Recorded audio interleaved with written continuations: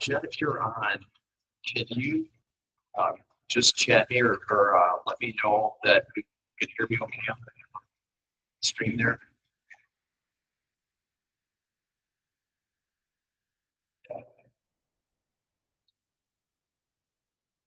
And Luke, I'm sorry, I didn't quite hear that. Can you say it again?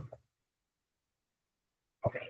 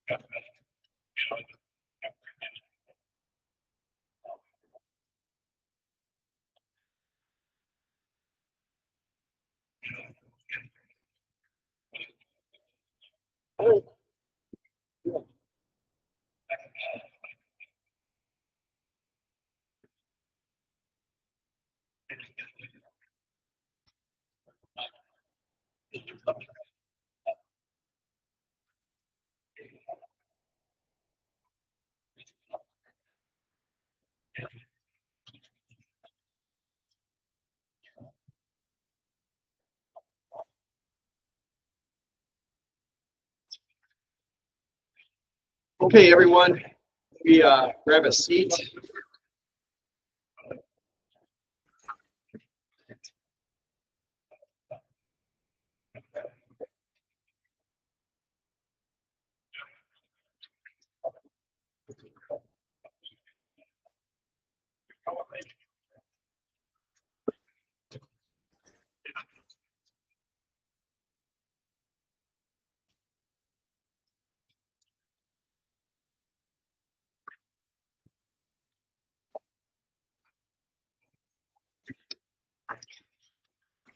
I should turn off in a second here. So, can everybody in the back hear me okay?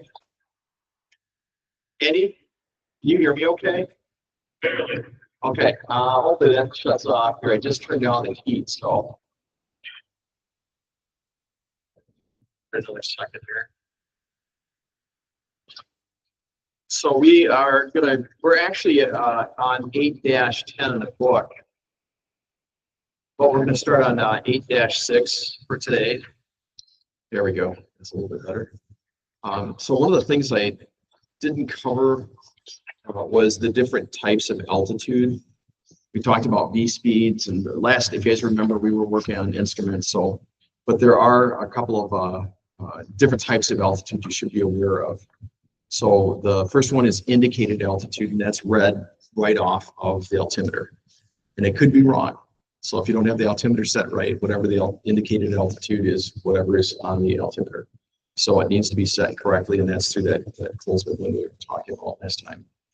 True altitude is the altitude above sea level. So sea level is basically, you have what they call mean sea level, or MSL. That's the term we use in flying here. Mean sea level, that's the average sea level. And it's the distance from there to your actual altitude. That's called true altitude. And then a couple other ones are absolute altitude. That's your altitude of the plane above the surface of the Earth, wherever you're at. So if you draw a line perpendicular from the longitudinal axis of the plane straight down, it's whatever is the distance from the Earth to you on there. That's going to be the absolute altitude.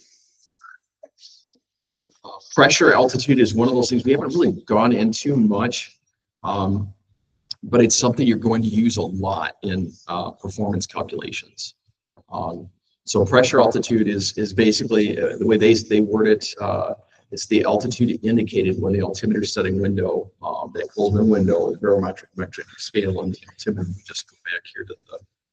So that's this window right here. Oops. This. Oh.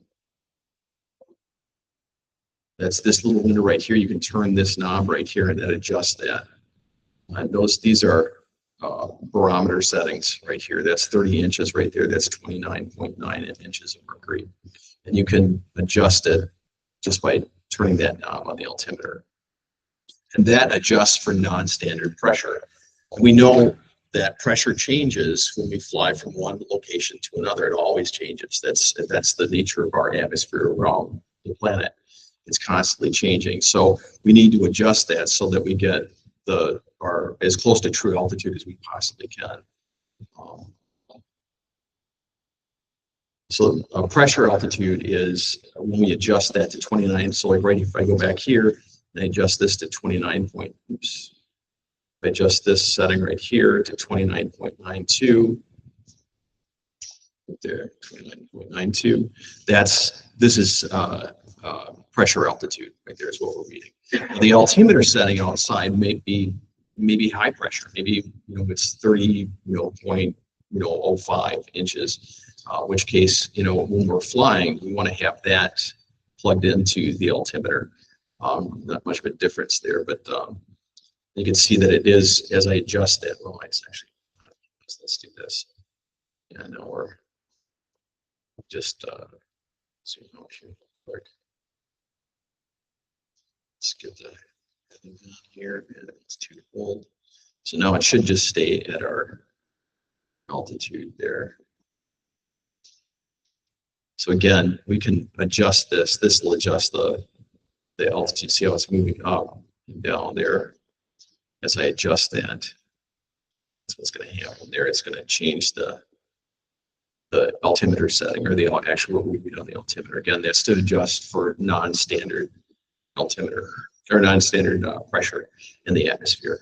So let's go back to that. So pressure altitude, again, the altitude indicated on the altimeter setting window barometric scale is adjusted to 29.92 inches. That's something where 29.92 you should have committed to memory. That's part of the standard atmosphere, or ISA, International Standard Atmosphere. Does anybody know what the temperature is for International Standard Atmosphere? Donnie? it's about 15, what is it, about 15 degrees, 15.4 degrees, I think, something like that. Is, Celsius, that is.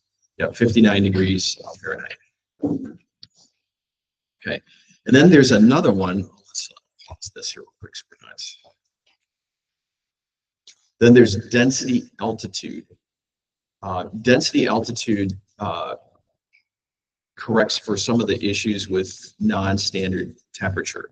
So let's say we know that on a cold day, is cold air, first off, is cold air more dense or less dense than hot air? It's more dense, less dense, more dense. How many think it's more dense? Cold air is more dense than hot air. Yeah, it is. Cold air condenses basically. Hot air, the molecules in hot air have a tendency to move around a lot more, so there's a lot more heat, or there's a lot more, the molecules are further apart, so it's less dense. Cold air is not, the molecules aren't moving as much, so they have a tendency to coalesce. So it's a little bit more dense, and it makes a huge difference. Just to give you an idea, when I take off, like with a Skylane, for instance, on a Bear, in the summertime, the climb out is very gradual. But on a really cold day, like 20, maybe 10 degrees Fahrenheit, it literally, the pitch angle on the aircraft is so super high, and it's climbing at the same speed, but it's climbing a lot faster because there's more air for the prop to bite into, but also the air is denser, so when it hits that wings, it has a tendency to lift up. It's thicker fluid that moves through. So it actually is, there's a lot of performance improvements with cold air. But density altitude affects, the engine, it affects the wings, how well the wings perform. You can imagine if this is flying through really dense air, these wings are going to have a lot more, they're going to be able to grab the air a little bit better than if you're flying through really, much less dense air. So big difference. And there are charts that we'll go through when we get into performance there as well. So yeah, we talk about this. If you have a high density altitude, which means you're probably going to be a lot warmer, right, than usual. The aircraft is going to take a lot longer to get off the ground, so you're going to have to roll for a lot longer period of time because the wings need those molecules to produce lift, right? And so you're going to give a lot more runway. So high density altitude equals less performance, right? That's the way to think of it. Yeah, density altitude. And it is an altitude. So here we frequently, so the altitude at Baraboo here is roughly about 930 or 940 feet, somewhere in that area. And when you take off on a really hot day from Baraboo, it may act as though you're at 4,000 feet. So, and we know that as we go up in altitude, the air is less dense, right? So what it's doing is it's just giving us a way to measure that. So if the density altitude is 4,000 feet here at Baraboo, the plane is going to behave like you're literally at 4,000 feet. Okay. So again, density altitude, it's a pressure altitude corrected for variations in non-standard temperature. That's something you will see on the test. Let's see here. We talked about vertical speed indicator. And we talked about airspeed indicator. So the airspeed indicator, can anybody tell me some of the systems? There's two systems that drive that airspeed indicator that helps out with that. Pitot tube for ram air. Pitot tube, yeah. Or ram air, yeah. Static pressure plate. Yeah, the static, yeah. They both drive the airspeed indicator. They're both needed for the airspeed indicator to work. So here we can see the ram pressure or the pitot-static tube right here, or the pitot tube right there. And the static port is going to be, somewhere else of the aircraft, usually on the fuselage there. I think we talked. Did we talk much about the types of airspeed? So there's calibrated airspeed, and that's, so again, anytime you hear the word indicated, it means what you read off the instrument. So indicated, airspeed, indicated altitude, whatever, that's what we're reading off the instrument. Now keep in mind that the instruments have errors. We talked a little bit about the pitot tube. The pitot tube is right here. We're at a high angle of attack. The pitot tube is now pointing up here. So if this is our flight path right here, that air is not flowing directly in. It's not perfect, ram air. So it's going to have inaccuracies in the airspeed indicator. So that calibrated airspeed, we have to do a quick calculation to figure out what that is. Usually that's going to be listed in the POH, or the Pilot's Operating Handbook, or AFM, Airplane Flying Manual, flight manual. That is, it'll tell you at at certain attitudes the airspeed indicator will be reading a certain degree off of what the indicated airspeed is. So that's what calibrated airspeed is. True airspeed is essentially corrected for altitude and non-standard temperature. So that it's a calculation that you have to do. But basically you're calculating what the true airspeed of the aircraft is. At high altitudes, there isn't as much air to hit that pitot tube, so it becomes thinner, and so the airspeed indicator is not going to be accurate. And to figure out what a true airspeed is, we've got to run through a calculation, and you can use the E6B to calculate it. A lot of times you're probably just going to have an app on your smartphone or a tablet, but you should know how to calculate that, the true airspeed. It also affects, if we're doing a long flight, the true airspeed might be a lot faster than our indicated airspeed if we're up high at a high enough altitude. And we need to know that because we may put too much fuel on board. You can never have enough fuel, but if you want to make sure that you're getting the most out of the aircraft, the most efficient, you may not load up the aircraft with as much fuel, especially if you've got extra baggage or passengers. So again, true airspeed is corrected for altitude and non-standard temperature. Right. And then ground speed is exactly that. If you had a shadow looking, right below the aircraft, whatever the ground speed is, that's what that shadow is moving at. That's going to be the ground speed here. Okay, we went up through markings. I won't go through that. Let's see here. We talked. Did anybody have any questions about the maneuvering speed? That was a kind of a tough one. And not everybody understands that right away. I had a hard time, understanding the maneuvering speed and its relationship to various things when I was first, getting my license there. So, so does everybody remember that? Is everybody good with that? No questions on it? Okay. Linear gear operating speeds. Again, we went through all of these right here, so we're good with that. We talked a little bit about the blockage of the pitot-static system, what it's going to do. So, so if there is a blockage of the static or the pitot tube right here, what instrument is that going to affect? Yeah, it's going to affect the airspeed indicator, because that's really the only instrument that really requires that ram air pressure, that impact pressure.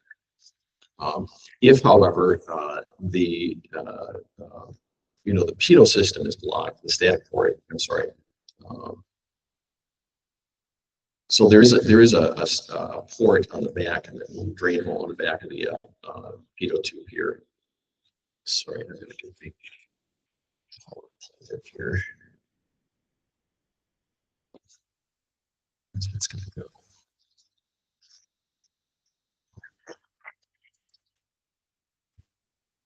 My computer. All right, so they do talk, and I think you do see this on the test. So the pitot-static system can be blocked completely or only partially if the pitot tube drain hole is open. That's this little hole in the back of the pitot tube. And that's so, if ice gets in there or water gets in there, it can, get sucked out and not drawn into the instruments itself. But that can become blocked. So what happens there, let's see. If the pitot tube becomes blocked, its associated drain hole remains clear. Yeah, we already know that. Let's see here.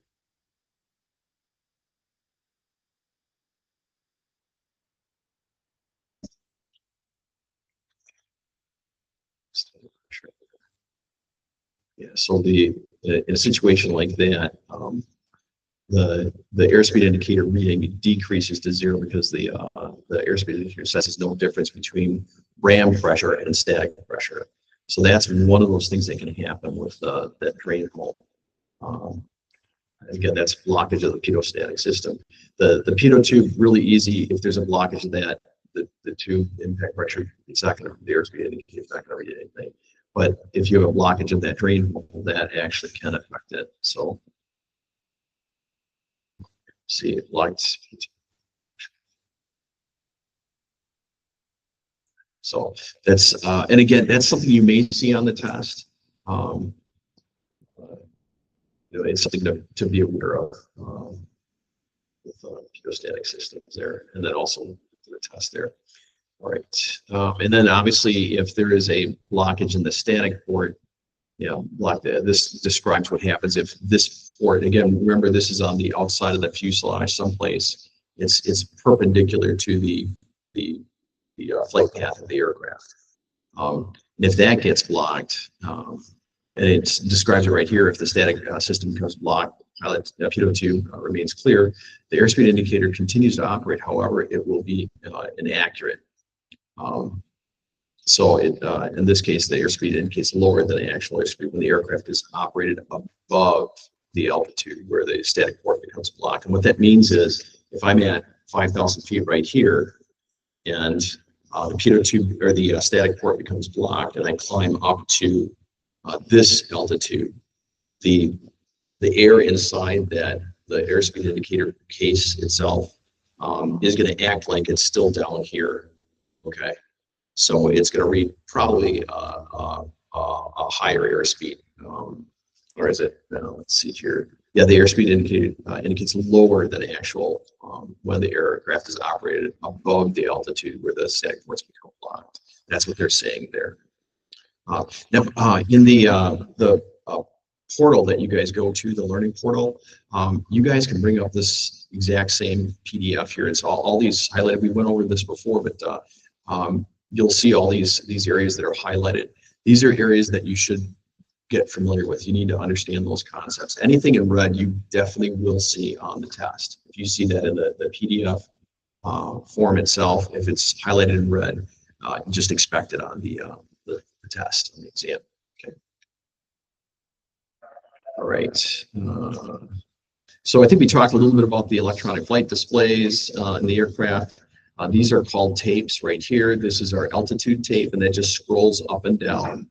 And this is our airspeed tape right here. You've got your slip and skid indicator. That's a little line right there that shows whether we're slipping or skidding. Does everybody know what the difference between a slip and a skid is? Everybody really good with that? Let me just show you. So the easiest way, yeah. Skid, but you keep on turn, say that turn, and then they'll space it up. Yeah, no, actually a skid. Did you say slip or skid? Skid. Skid, yeah, and a skid. So the way to think of it is like this. All right, just imagine this is a car, a race car, okay? And you're going around a turn like this, okay? If that race car is going really slow and the surface is slippery, what's it going to do? What's the tail of the car going to do? It's going to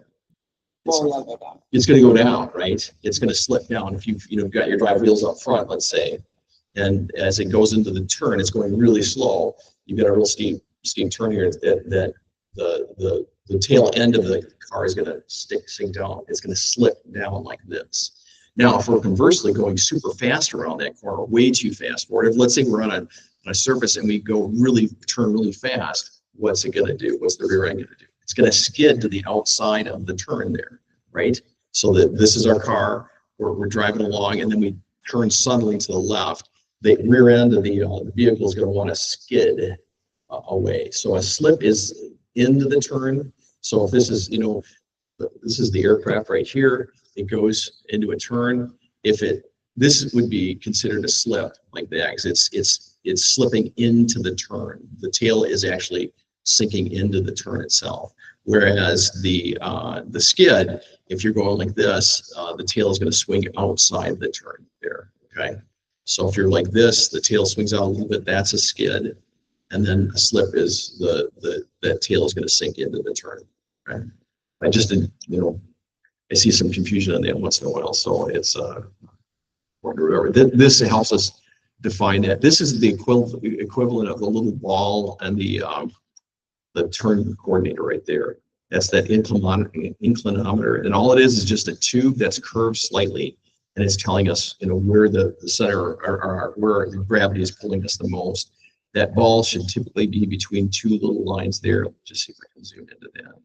Yeah, I don't know if you can see that line right there. There's a line right here, and there's a line right here.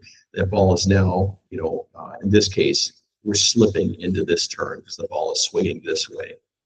Okay, yeah. Does the ball float or sink? The ball is basically sealed in that tube. It can't float or sink. It's, you know, basically stuck in that tube. You ever used like a level before? Yeah, it's basically works the same way. It's the same principle as a level. You've got the curved tube in the level, and that ball is going to tell you where the, you know, if you know the whatever you're holding is perfectly level, and you'll be able to tell because that ball is going to be centered between the two there. So it's going to swing one way or the other. In this case, the aircraft is turning in this direction.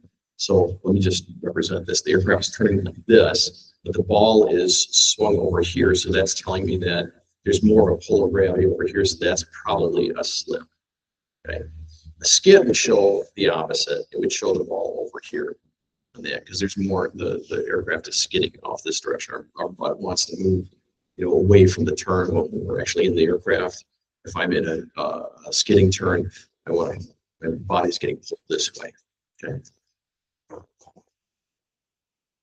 All right. Yeah, this right here is our, again, altimeter. There, we've got our vertical speed right here. And then what is this representing right here? What instrument? Indicator. What's that? Heading indicator. Heading indicator, also known as the directional gyro. Okay. You don't need to go over all those. You guys all understand what a tachometer is. Shows the RPM, basically how much power the aircraft is producing there, or the engine's producing there. Vertical airspeed, heading indicator, turn rate indicator. That's our turn coordinator, and that's found on the primary flight display as well. There. Oftentimes you will see this. I've seen some aircraft now, the new Cirruses, they've done away with the vacuum instruments. Do you guys remember what the vacuum instruments are? Remember what the vacuum instruments are? Let's take a guess. Which instruments? Let's take a look at these right here. Which of these are vacuum? Or actually, let's say which ones use gyroscopes? Let's find somebody else here. Anybody else want to take a stand in? Go ahead. Yeah, and it says it right there. It's a vacuum instrument. You see that? Turn coordinator. Yep, that's a gyroscopic instrument. Yep.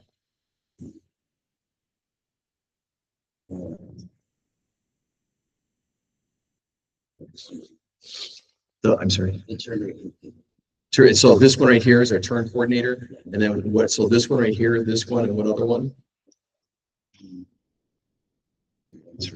Yeah, yeah. And again, this says vacuum on it. So anytime you see vacuum, that is, it's what it's doing is it's actually drawing air across the vanes of a gyroscope to spin it. So let's.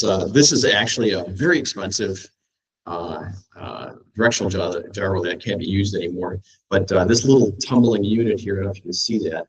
That is a gyroscope, and they spin it about 20,000 RPM. That little thing right there, that back and forth. So they're very stable, and that's the same type of gyroscope you'd find in your attitude indicator, directional gyro here, and then also your turn coordinator has one. Now, which of these instruments, of these three instruments, which ones are vacuum driven by a vacuum pump?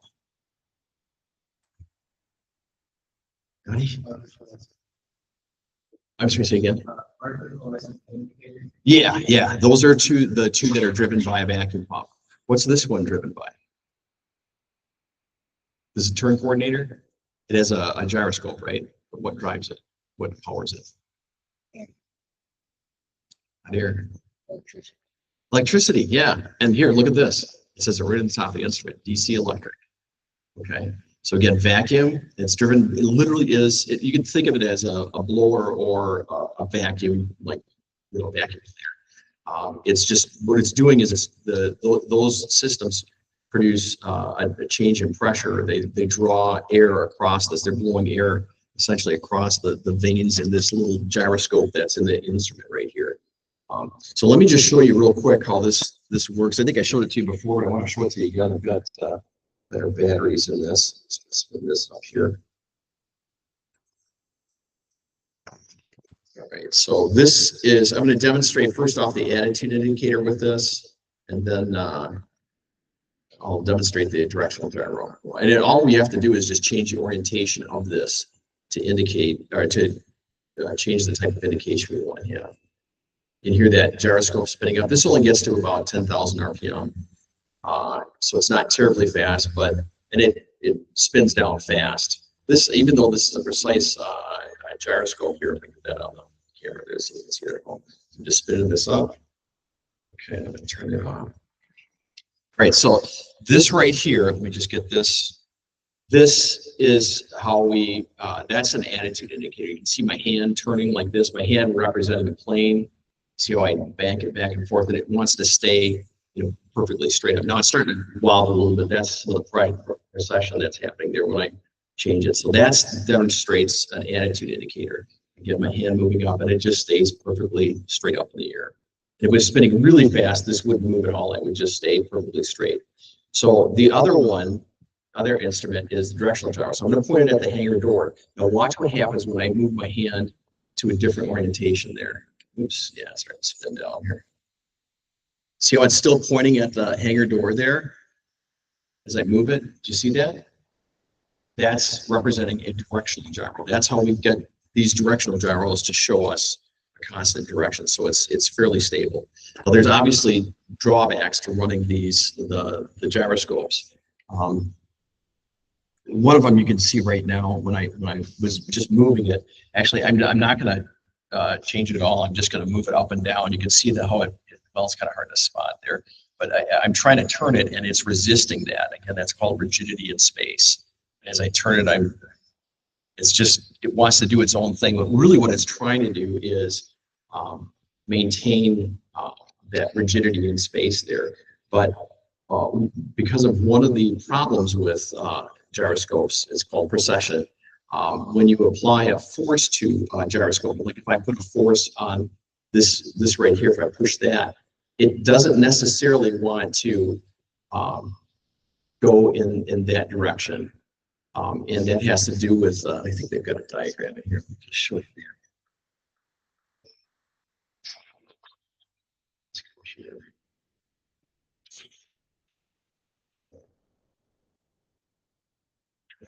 Oh, yeah. Mm-hmm. That's these gyros just on satellites. That's how they use Yes, yeah. Yeah, they use gyroscopes.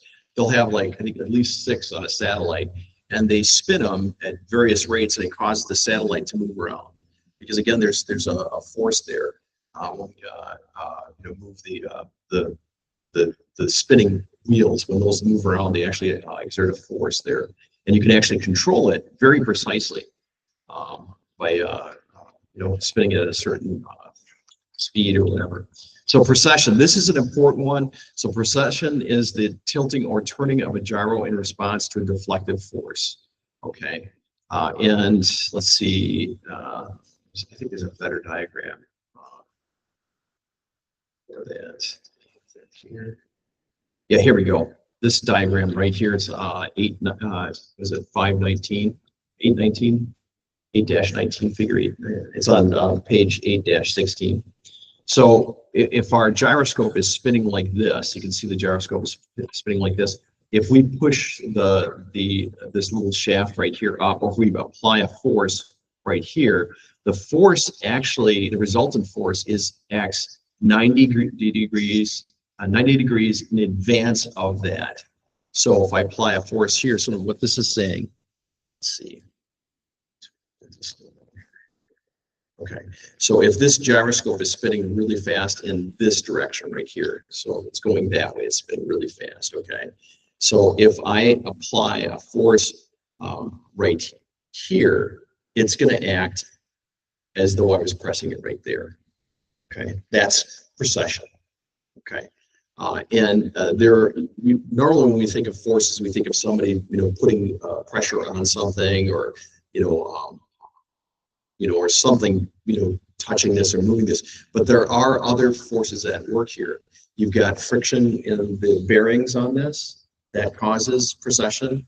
It's causing it's creating basically drag of the bearings are on that spinning wheel, and so that's going to cause some precession there as well. And then obviously when we turn the aircraft, this is our directional gyro, and we're turning the aircraft, again, that gimbal has some small friction, and that's going to create forces on the aircraft as well. So, or on the gyroscope there. So if you look at this right here, the gyroscope is in a little gimbal right here. I don't know if you can see that there. That gimbal that's spinning around. That's the gyroscope in there. Can you guys see that right there? This is our gyroscope right here. And then the gimbal is this little assembly around that gyroscope. And as that turns, if there's any frictions in the bearings of the gimbal itself, that's going to introduce some gyroscopic precession. So just so you can see this, can you see that needle turning there, or the whole dial there turning? That's showing the direction of the aircraft, and that's what allows us to use this instead of a compass, which is bouncing all over the place. Yes. Mm-hmm. I'll hold it. The directional gyro? Yeah, if you guys want to take a look at this, be really careful with this. They are very delicate instruments.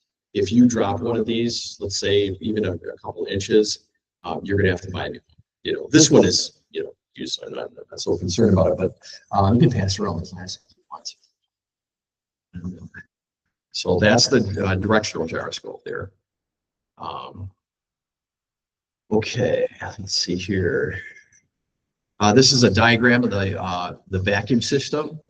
So again, we know that our directional gyro is driven by the vacuum, attitude indicator is driven by the vacuum, and then this is our vacuum pump. So how it works is vacuum draws the vacuum pump draws air from the outside world, outside the aircraft. It draws it through these lines right here. They go into the directional gyro in this case, and they spin that vanes on that gyroscope, and they cause it to spin up to about 20,000 RPM. And then we've got our gyroscope that's working, and then it goes through here and then exits, port here. This right here is the pump, so it's actually drawing in air from the outside world here. So is there any reason why this would be like an extra credit? You're not going to find this on the test, but anybody know why they might want to put a vacuum pump at the end of the tube to draw the air through there? Do you have any ideas? Yep.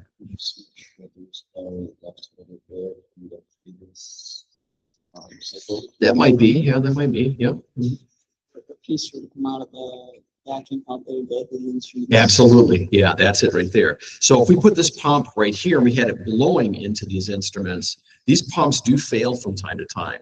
They've got like little graphite veins in them, and they do break up, they create dust and stuff like that. And if this is blowing, air out in through this line, let's say we move this right here to here, and we instead of sucking air, we're blowing air. If those veins break up, they'll go into these lines and into the instruments. So we want to keep these instruments as safe as possible. That's why they call them vacuum pumps. And so they and draw it here, and you can see this is a big air filter that prevents air from any dust and stuff like that from coming in there. That's all. Okay. Let's see. Turn coordinator. That's mounted slightly different. Does anybody remember what the turn coordinator does? Does it show what type of information does it give us? Rate of turn. Rate of turn. Yes. Does it show bank? No, it does not. Yeah, it's just rate of turn. It's telling us how fast the aircraft is turning. And in the way, if you're confused with that, just look at a turn coordinator, and you're going to read on it right here. Sometimes they actually say 2-minute turns here, but you see that 2 minutes or 2 min, that stands for 2 minutes. That means that if you hold this aircraft on this line right here, they get this little wing uptake right here, and you hold it for 2 minutes, you'll do a 360-degree turn. Okay.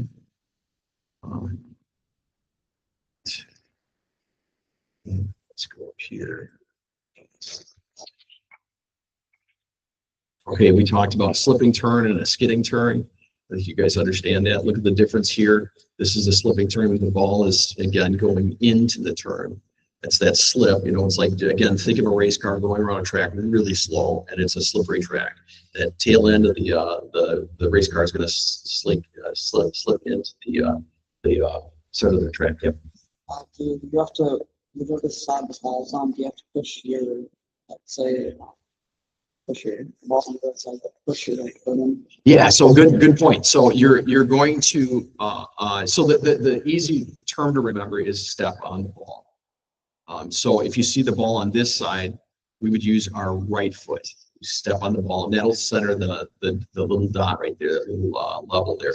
It's practical for this, understanding these right here, but it's also practical for when you're flying.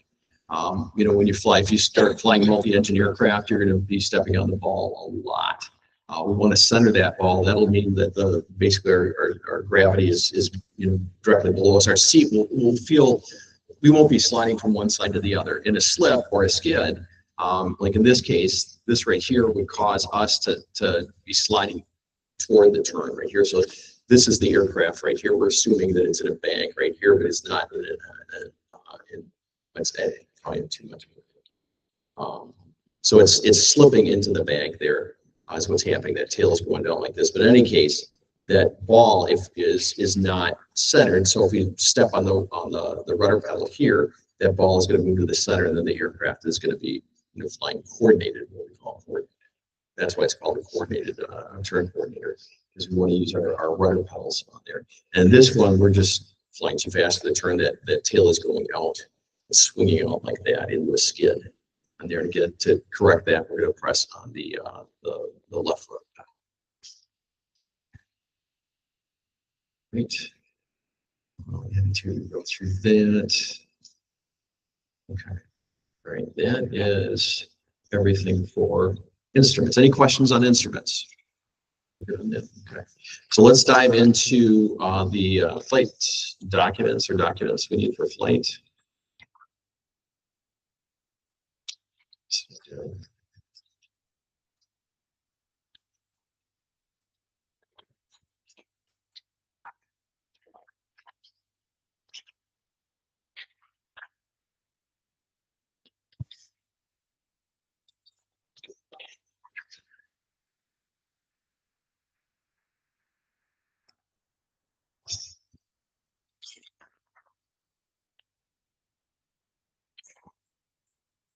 So this is our, was it chapter 9?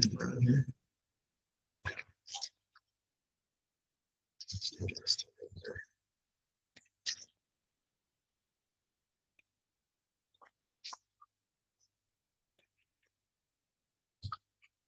There we go. Okay.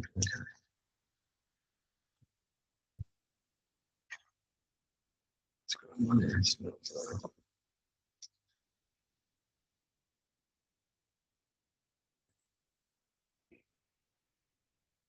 Okay, so every aircraft is going to have what's called a POH, which stands for Pilot Operating Handbook. It's basically a user guide for the aircraft, or it's going to have aircraft flight manual or an AFM. Most aircraft or AFMs or POHs are pretty detailed, but you get into some older aircraft. I've got a Cessna, or I'm sorry, a Rocket Chief. And its POH, the Pilot Operating Handbook, is literally just a page. It's just one page. And that was, they gave it to pilots. They did not have to be certified or anything. They said, okay, we'll read this and you should be able to fly the plane.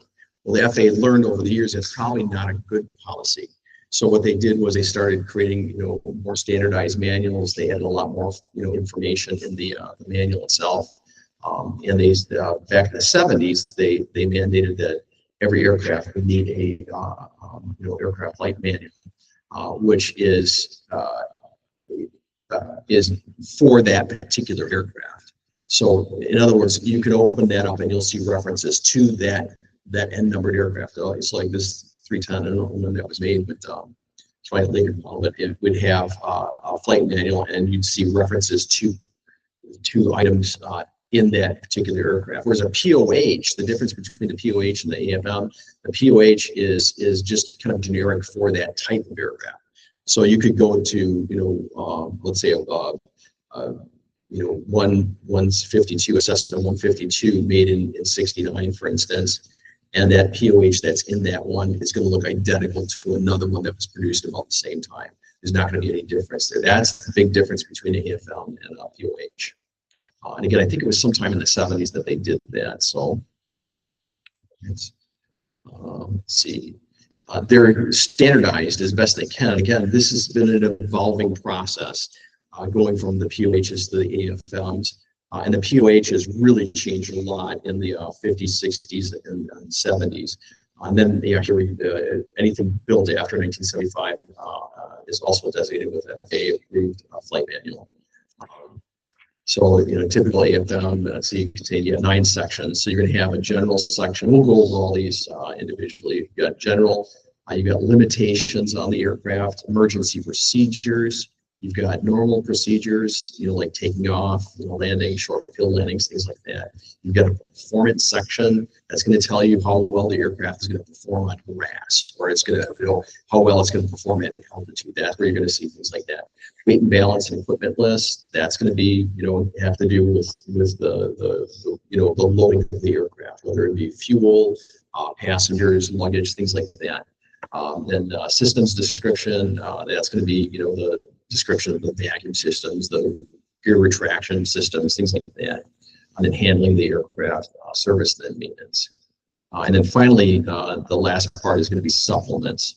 The supplements are going to be things like, how to operate a Garmin, your Garmin radio or something like that. It's something that may have been added to the aircraft at a later date, but it's not something that's just built into it. So it's, it's considered a supplement to the aircraft itself. And over the years, especially older aircraft, they're going to add, you may, pull out radios and replace them with newer ones. It happens all the time.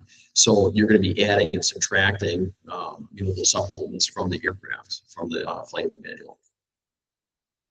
Let's see here. Right. Let's see. Pages. Let's go up here. So let's talk about the general section. Again, this is, you don't really have to know this stuff.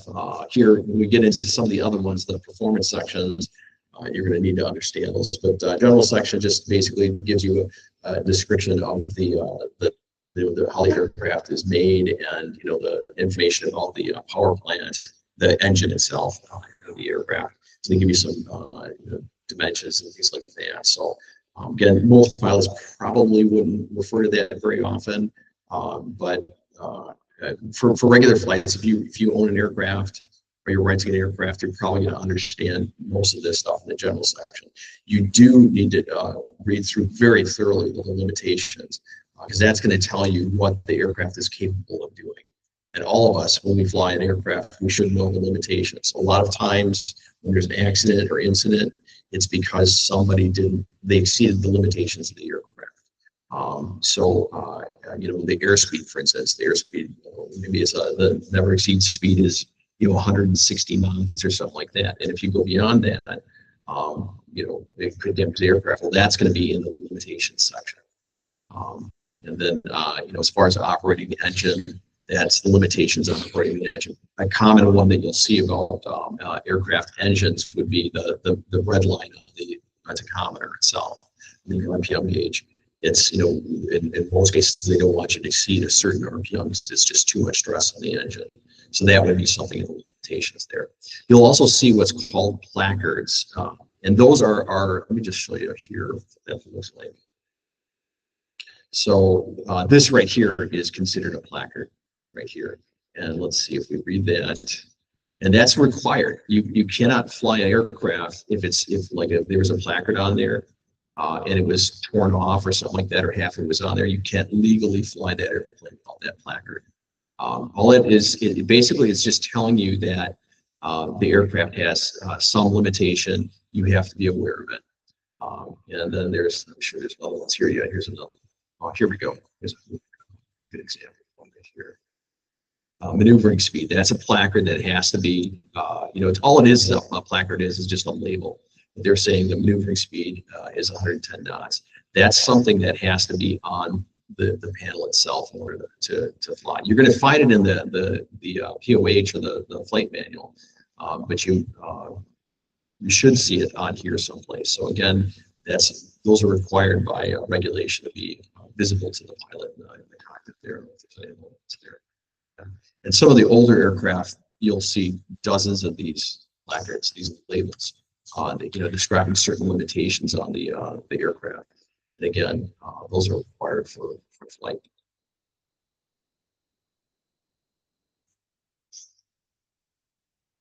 Yeah, airspeed limitations. Again, that's going to be in our limitations section. That's where we're going to find the V speeds. You guys remember those from last week? We talked about V speeds, the VNE, and all normal operating rates, the VS0, VS1, VFE, all of those things. Again, you're going to want to know what each one of those velocities would be or what they mean. So remember what VNE is? Does anybody know what that is? What's that? Yeah, never exceed speed. Yeah, and VNO. So maybe what that is. Normal operation. Yes. Yep. Normal operation. And then the VS speeds. Those are going to be your stall speeds there. So again, that's something you're going to want to, for the test, you're going to want to know what those V speeds mean there. So, okay. Right. Yeah. Why did they put the V in here? Her velocity. Yeah, it's just a short term for, or a shortened, a shortcut for velocity. So if you think of V, think of velocity on there. So just to give you an idea of the types of, symbology you'll see in instruments, we can see in the airspeed indicator, you've got, a white arc here, you've got a green arc there, a yellow one, and then a red line there. Those all have significance. When I look at these gauges right here, this is the oil temperature gauge, for instance. We can see that there's a white line down here that's basically at 100, and white one here at 50 and 200. That's in degrees Fahrenheit. You flip the gauge there, you can see that. But there is a green arc here, and that's the normal operating range for this particular instrument. So we can, safely operate the aircraft in this green arc. And then this red line obviously is, if the needle gets up to that point, we're exceeding the normal operation for in this case, the oil temperature itself. Now, having said that, most planes like to settle in at a certain temperature. Let's say it's, 180 or something like that. If that starts climbing, you see a trend in that instrument, it starts climbing, even though it's still in the green arc, I would still be concerned about it. So that's something you'll learn when you fly an aircraft. You're also not just looking where it's pointing to. It's not enough just to say, all right, I'm in the green, I can fly. But in 10 minutes, that green could, that needle could rise up into the red if you're not watching it. So if you normally operate at 180 degrees and you see a trend going upwards, now's the time to take action instead of waiting for it to hit the red mark there. Here we've got the oil pressure inside the crankcase itself. And this is in PSI. We can see our units there, pounds per square inch. We've got a green arc, and that's the normal operating range for the oil pressure. And then we've got a yellow arc. That doesn't mean we can't fly in that, if the oil pressure starts getting into the yellow, it doesn't mean you can't fly it.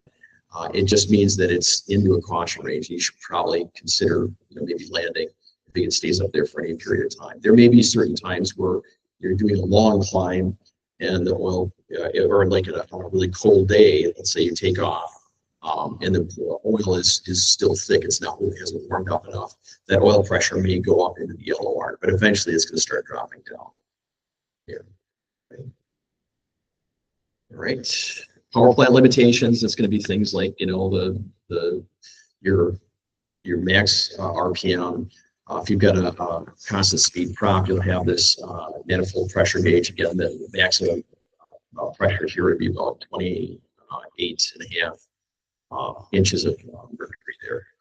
And then here's our airspeed indicator. Here's our RPM. We can see again the same thing. Normal operating range is in the green right here. You'll see a red line. You do occasionally see some aircraft engines that have a green arc here and then a green arc up here. But this is all black, for instance.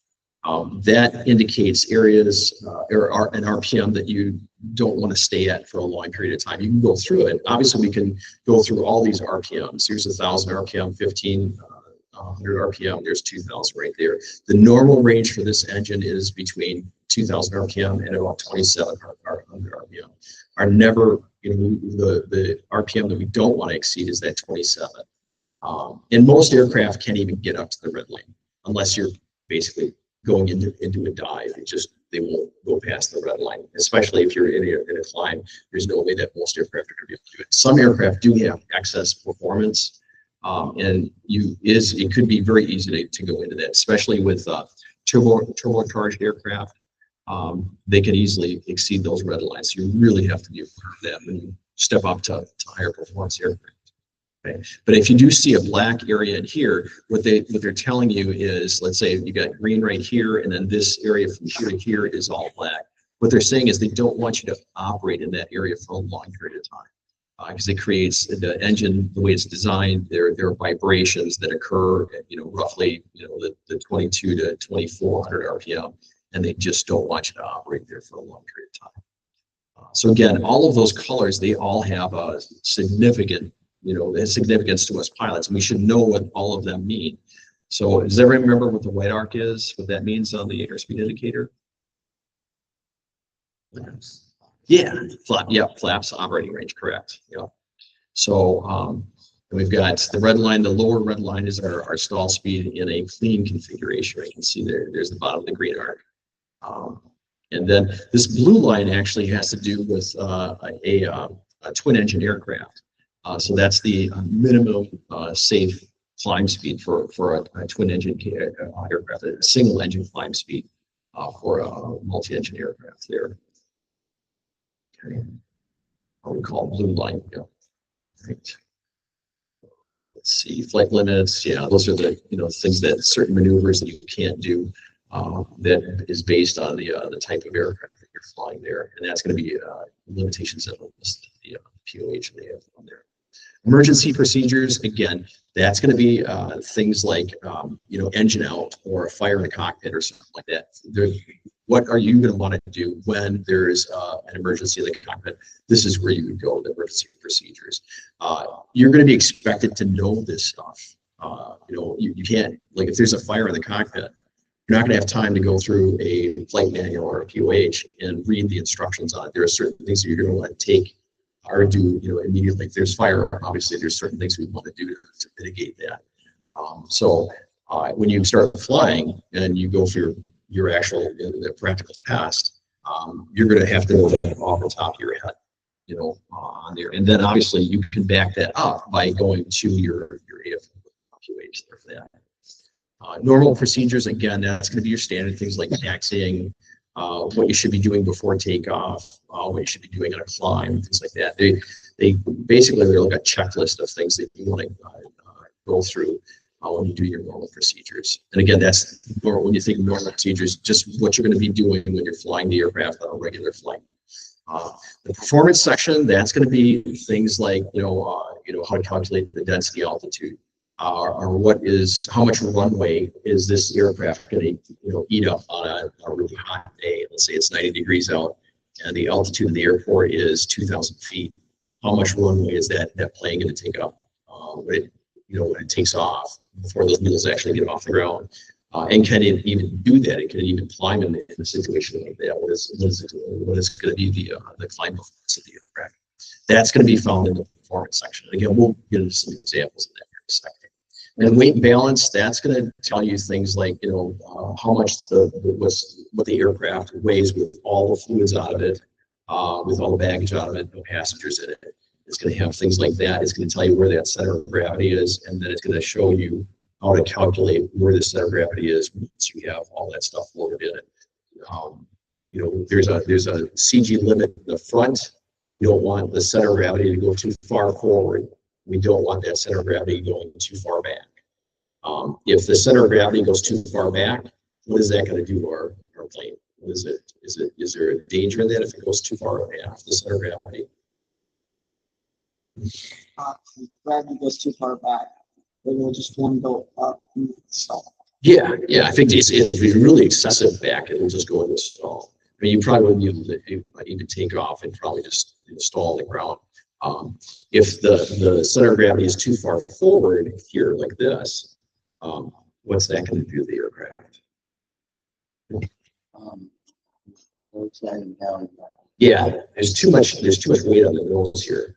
And you may not have enough elevator pressure. You may not be able to pull back on the yoke enough to even get the plane to pitch up like that. You may just want to stay down like this. Worst case scenario is you've got extreme, forward CG, and you're taking off, and the plane is actually going to do what's called a wheelbarrow. It's going to actually roll down the runway like this. That would be an extreme case, but that could happen. And then with your CG too far aft, if you're on the ground, and I've seen this happen before, if you get a couple people loaded in the back, and there's going to be in the front, the tail will just hit the ground. It just drops down like that. And then you obviously know there's an issue with the center of gravity there. That it's not safe to fly the plane in a situation like that. That's when we go into weight and balance, we're going to be very precisely calculating what our center of gravity is for that. So, all right, systems description. Again, this is going to describe some of the components of the system. Let's see. Yeah, this is an example of a type of performance chart right here.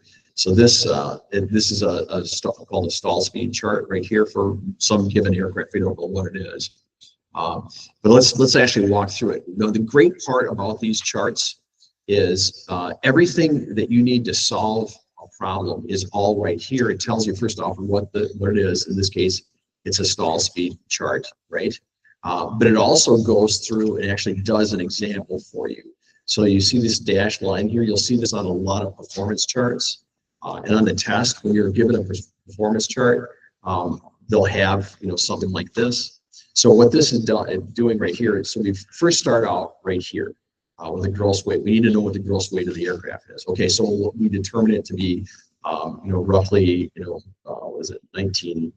Was it going to be 2,180 pounds, let's say, something like that. So we start out with that, and we follow that up until we hit this line or one of these other lines. So in this case, with flaps at 40 degrees right here, this is the 40-degree flap line.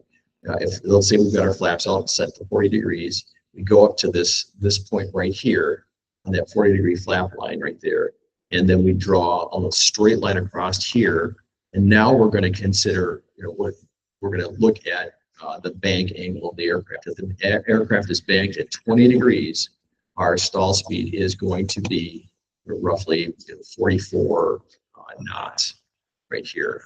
That's what it'd be. So if we want to look at this from another angle here, let's say where the aircraft is lighter.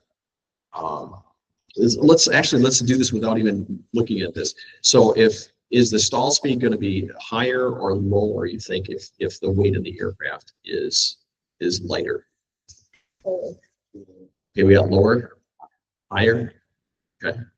Lower, we're saying lower, okay. All right, so let's try it once. So let's say that the aircraft is loaded to 1,800 pounds, and we go up to this chart right here. So we draw a line from here to here, and then we draw a straight line, get same 40 degrees of flaps, draw a straight line over to this one right here, and then we're going to follow this arc up until we get to the 20-degree bank angle, because we're keeping everything the same right here.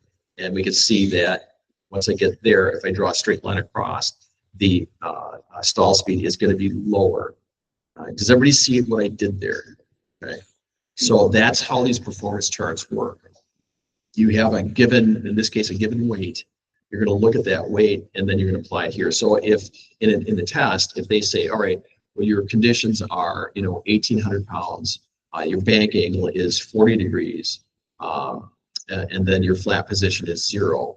What is your stall speed going to be? So let's see. So let's say 1,800 pounds right here, stall speed or flaps of 0. So we go up to this line up here, 1,800. And then from there, we want to draw a straight line across here. And let's say we said 40 degrees of flaps. So we can actually follow this curve up until we get to 40 right here. And then we draw our line straight across, and our stall speed is now going to be closer to 60. It's about 57. So it does go up with, the flaps up. That makes sense. Okay. So that's, again, that's an example of a performance chart there. Okay. Handling service maintenance, that's just going to describe you basically how to taxi the aircraft, storing it, tie down, things like that. Supplements, those are just additional items that aren't necessarily, they weren't provided with the aircraft. So these are an example of some supplements. Garmin GPS unit, this is a handheld unit. So it's just a supplement that may, come with the aircraft itself. Okay, and that's under section 9 there, the flight manual there. Safety tips, again, this is just going to give the pilot some idea of how to safely operate the aircraft. This is usually a separate book itself that comes with the aircraft. Cessna started doing this back in the 70s, and it just made it easier for pilots to look up, safety information about the aircraft, how to operate it safer. It's basically, they're generic. They're not specific to a particular aircraft. They'll just say, don't taxi at a speed higher than a fast walk. That would be, so you can see that safety tips section there. All right, so now let's start getting into the documents that are actually required legally to fly an aircraft. So the aircraft has to be registered with the FAA in the United States.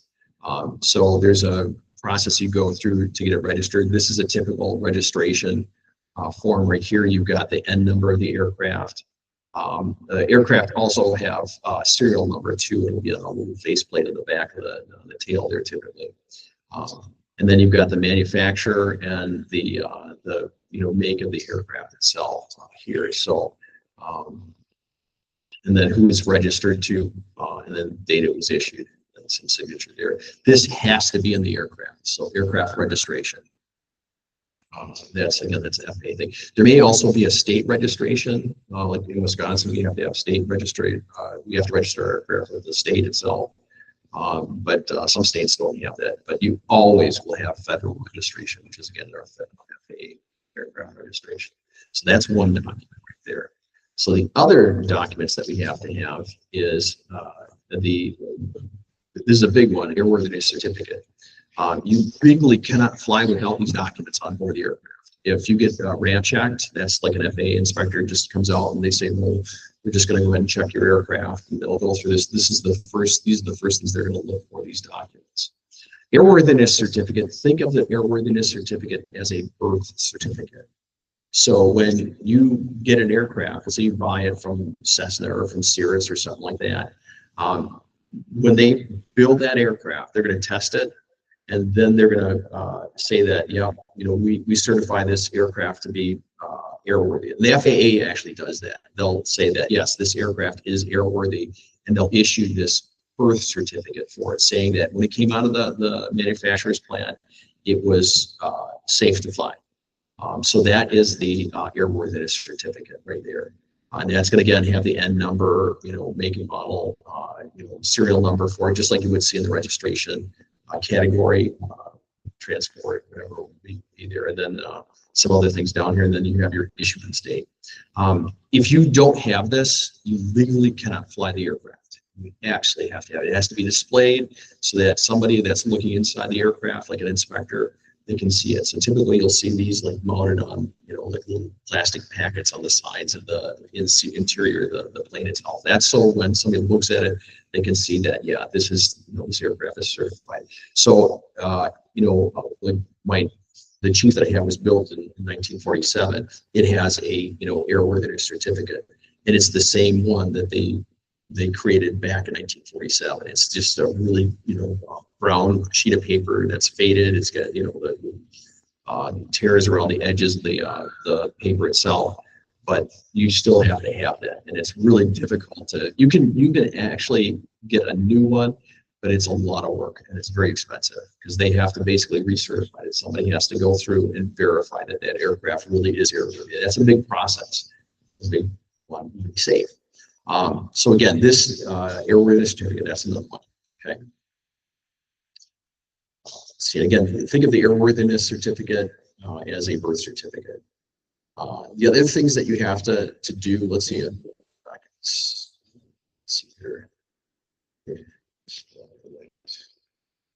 I guess they don't. Okay, so there's some other documents that you have to have on board the aircraft.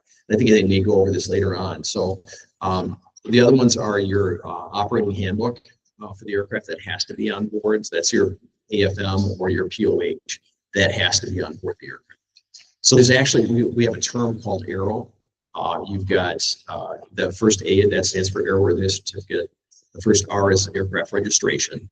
The second R is optional. It's a radio station license that you have to have if you fly outside of the U.S. So if I were to fly to Canada, I would have to have a radio station license. I think they were talking about doing away with that, but last time I checked, they still had it. So if I want to fly into Canada, I have to have a radio station license to operate the radios on the plane. In the U.S., they've dropped that. They don't need it anymore.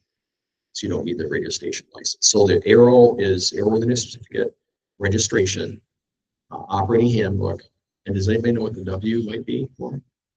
I'll take a guess what that may be. It has to do with the safety of the aircraft, the how we balance the aircraft. Yep. Yeah, weight and balance. That's the last one. You should have a document that describes the empty weight of the aircraft itself, and then also tell you, how to calculate the weight and balance of the aircraft so you can fly safely. So weight and balance. So again, Airworthiness Certificate, registration, FAA registration, radio station license if you're flying out of the country, operating handbook, which is going to be your POH or AFM, and then your weight and balance. So there's those 5 things there. Again, without those things, you're in violation of the FAA, regulations there. The other things that you need to have, and again, you typically don't have to show this to an inspector, but they're going to want to know that the aircraft has gone through an annual inspection. All aircraft that fly in the U.S. have to be inspected annually. And what they'll do is they'll open up. If you look at some of these planes, yeah, actually, in that plane over there, there's look at the wing strut there on the outboard wing strut there. There's 2 round panels on the top wing there. You can see like 4 little screws. You see those round panels there right next to the struts there? Sorry guys at home, I'm gonna have to stop wait here for a second. So there's one there and there's one there. Those are little access hatches that basically they unscrew those, they take them off, and then they will stick a little mirror and flashlight up in there, and they'll inspect the inside cavity of that wing to make sure that there's no mold, or if there's damage to any of those components. What they're looking for is like things like corrosion, things that could compromise the structure of the aircraft. I don't know, maybe they do have something like that here, but let me just here. Actually, let me just go to the center. Let's go outside. All right, yeah, here. Let's zoom in right here. There we go. That's a good view of it there. So this right here is like a little axis hatch. These are little screws right there. Let me zoom in a little bit more. Do this. Let's actually go right here. Here's a good. Okay, so we're looking from under the fuselage of the aircraft. That right there is an axis hatch. This little thing right here. There's another one right there. There's another one. What they'll do for the annual inspection, they'll take these little plates off here, and again, they'll look into there with mirrors, cameras, or whatever, and they inspect to make sure that the cables aren't frayed, or there's no pulleys that are damaged, or whatever they're looking at, if it's hydraulics or something like that. All of this stuff has to come off. Like these bearings right here have to come off. They inspect the joints there to make sure that there's no corrosion, no compromises to anything. So when they do an annual inspection, they're pretty serious there. They want to make sure that the aircraft is indeed safe to fly, and that is required of all aircraft, at least the annual inspection there. If you look at the top here, here's some more inspection panels right there. There's another one. There's a bunch over here. They're all over, but they're designed so that mechanics can open these up. Airplane and power plant mechanic can open this up and inspect it, and then somebody with an inspection, what's called an inspection authorization, they'll say, okay, yep, that looks good. We can return it to flight status. And again, that's an annual inspection. Now, some aircraft that are flying commercially. So if I rent out my aircraft, to somebody. Then it's a little bit more rigorous. Then they're going to do what's called a 100-hour inspection instead of an annual inspection. So if the aircraft flies for 100 hours or is in service for more than a year, it has to go through this 100-hour inspection. So they will do this, and that's what it's doing is it's ensuring that if, let's say I've got a flight school and I'm flying this plane all the time or renting it out to people, and they put on 300 hours in a year, well, it would have to go through 3 inspections then if you're using it that much. That gets away or helps the FAA reduce the amount of potential issues with fatigue parts or whatever if an aircraft is flying a lot during a typical year or something like that. So again, that's a 100-hour inspection. Again, that's going to be happening when you're charging for that aircraft and other types of situations. Most aircraft are going to be under an annual inspection. Like all mine, I don't rent my aircraft out, so they would just be covered under an annual inspection. So, yep. 3. So yeah, and they also talk, I will bring this up here too, they talk about calendar months a lot. The FAA is very specific, and I think I mentioned this before when we were getting into and this is early on we were talking about it. They're very specific when they refer to certain terms, like calendar months actually means literally a full calendar month. So, and here, if I read this right here, this is actual regulation. The aircraft may not be operated unless the annual inspection has been performed within the preceding 12 calendar months. So I would take this month, and then I would go back to last month, and then count back, 12, 11, 10, 9, 8, all the way back. And if that annual inspection didn't fall within those calendar months, then I'm out of annual. So we'll get into this a little bit more too, calculating. They're very specific when they use these terms. They're indicating something very specific, and you need to understand what those mean. Because I've seen a lot of people, including myself. I've missed certain flight reviews and things like that because I didn't understand quite how that calendar month system works. So like some of those. So. It should be obvious, but who's responsible for making sure that the aircraft is airworthy? Who's really the prime person for making sure that the aircraft is airworthy? I don't know if you can guess.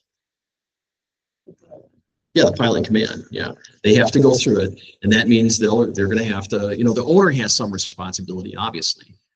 But the pilot in command, it's up to you to make sure that all the required documents are on board, and then all of the maintenance has been complied with and stuff like that. Sometimes it's not always available to you, so you're kind of trusting the owner. So, but it ultimately falls on you if there's an incident or accident and that plane was out of annual and you were renting it from somebody. It's still going to be your fault because you didn't do the work to verify that it was, to verify whoever owned it was doing their maintenance on it. And they hold some responsibility as well, but ultimately it's the PIC, which stands for pilot in command. Okay. Additionally, if an aircraft is going to be flown for instrument flight rules, and this wouldn't apply to you as private pilots initially, when you get into your instrument rating, this would be something you'd have to comply with.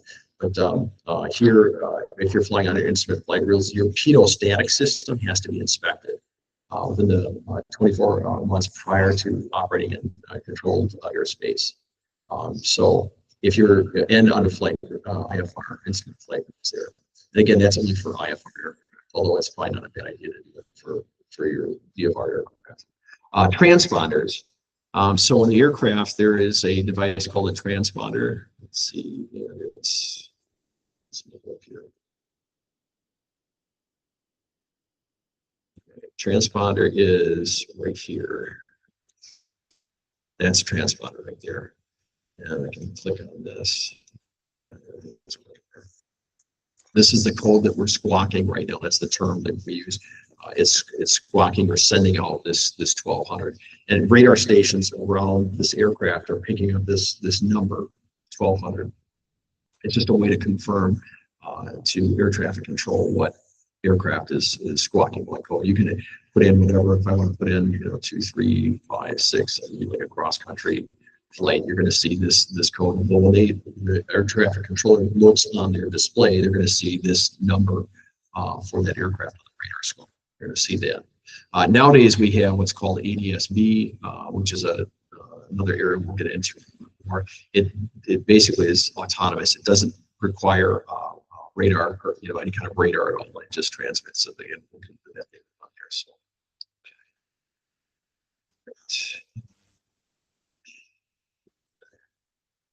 right.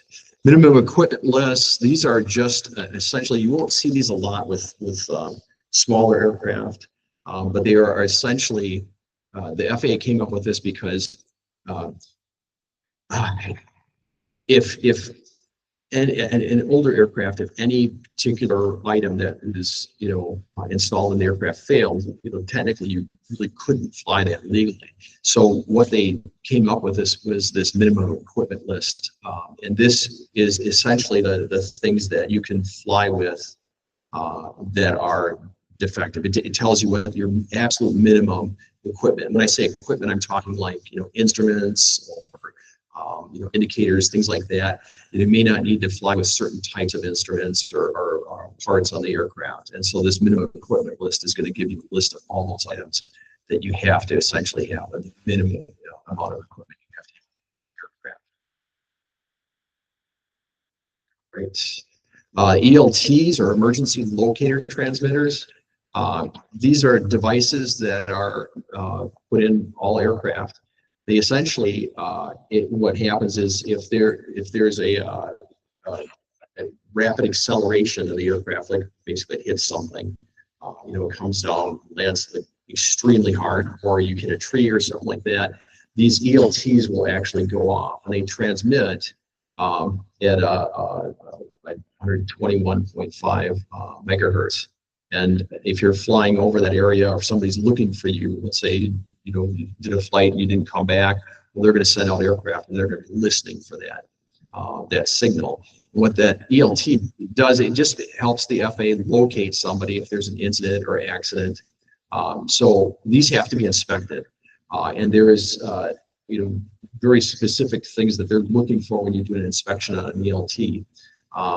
They have to be replaced or recharged if the batteries are rechargeable. When the transmitter has been in use for more than 1 cumulative hour. So if that transmitter has been going off for more than 1 hour, it has to be replaced. So every annual inspection, they're going to go through this and verify these things. Yep. The plane would only water action off. That's a good question. I know that they're supposed to be waterproof. But if it's really deep water, I don't know if it would actually, survive. The other issue you have there is just transmitting through the water. So I probably wouldn't if it's deep water. You can actually take most ELTs out of the aircraft. So if you ever do crash someplace, you just look for the ELT. There's usually like a strap on it. You can unstrap it, take it off, and you usually have an antenna that you can pull out, and it'll actually send a signal, stronger signal out there. So again, batteries used in ELTs must be replaced or recharged if the batteries are rechargeable. Then okay, the other thing here, they must be replaced if 50% of the battery useful life, or for rechargeable as 50% of the useful life of the charge has expired. So this is something you're going to want to be aware of for the exam, because you probably will get that question. All right, so let's go to the next one here. Yeah, if a did you have another question? Yeah, it's not the same thing. Same thing. Okay, gotcha. All right. So there may be maybe you've got you're doing a VFR flight from here to SOC or something like that, and your turn coordinator goes out, or maybe your vertical speed indicator goes out. You can actually indicate on the instrument that it's inoperative. That a mechanic has to do that, though. You can't legally, you can't just say it's inoperative and then fly the aircraft. The mechanic can put it on there. If your transponder is out, let's say, they can designate it as inop or inoperative. and then you'd still be able to fly. Obviously, we need transponders to fly into airspace like Madison. Madison's class Charlie airspace, and they require a transponder to penetrate that airspace. So unless you get permission from them, it'd be illegal for you to, go into that airspace. So they'd have to, again, if you were transponders and operative, unless you make arrangements with them, you're not going to get there. Okay. So minimal equipment list, they talk more about that.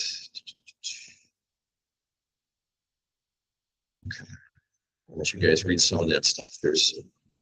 You won't see much on the test on minimal list.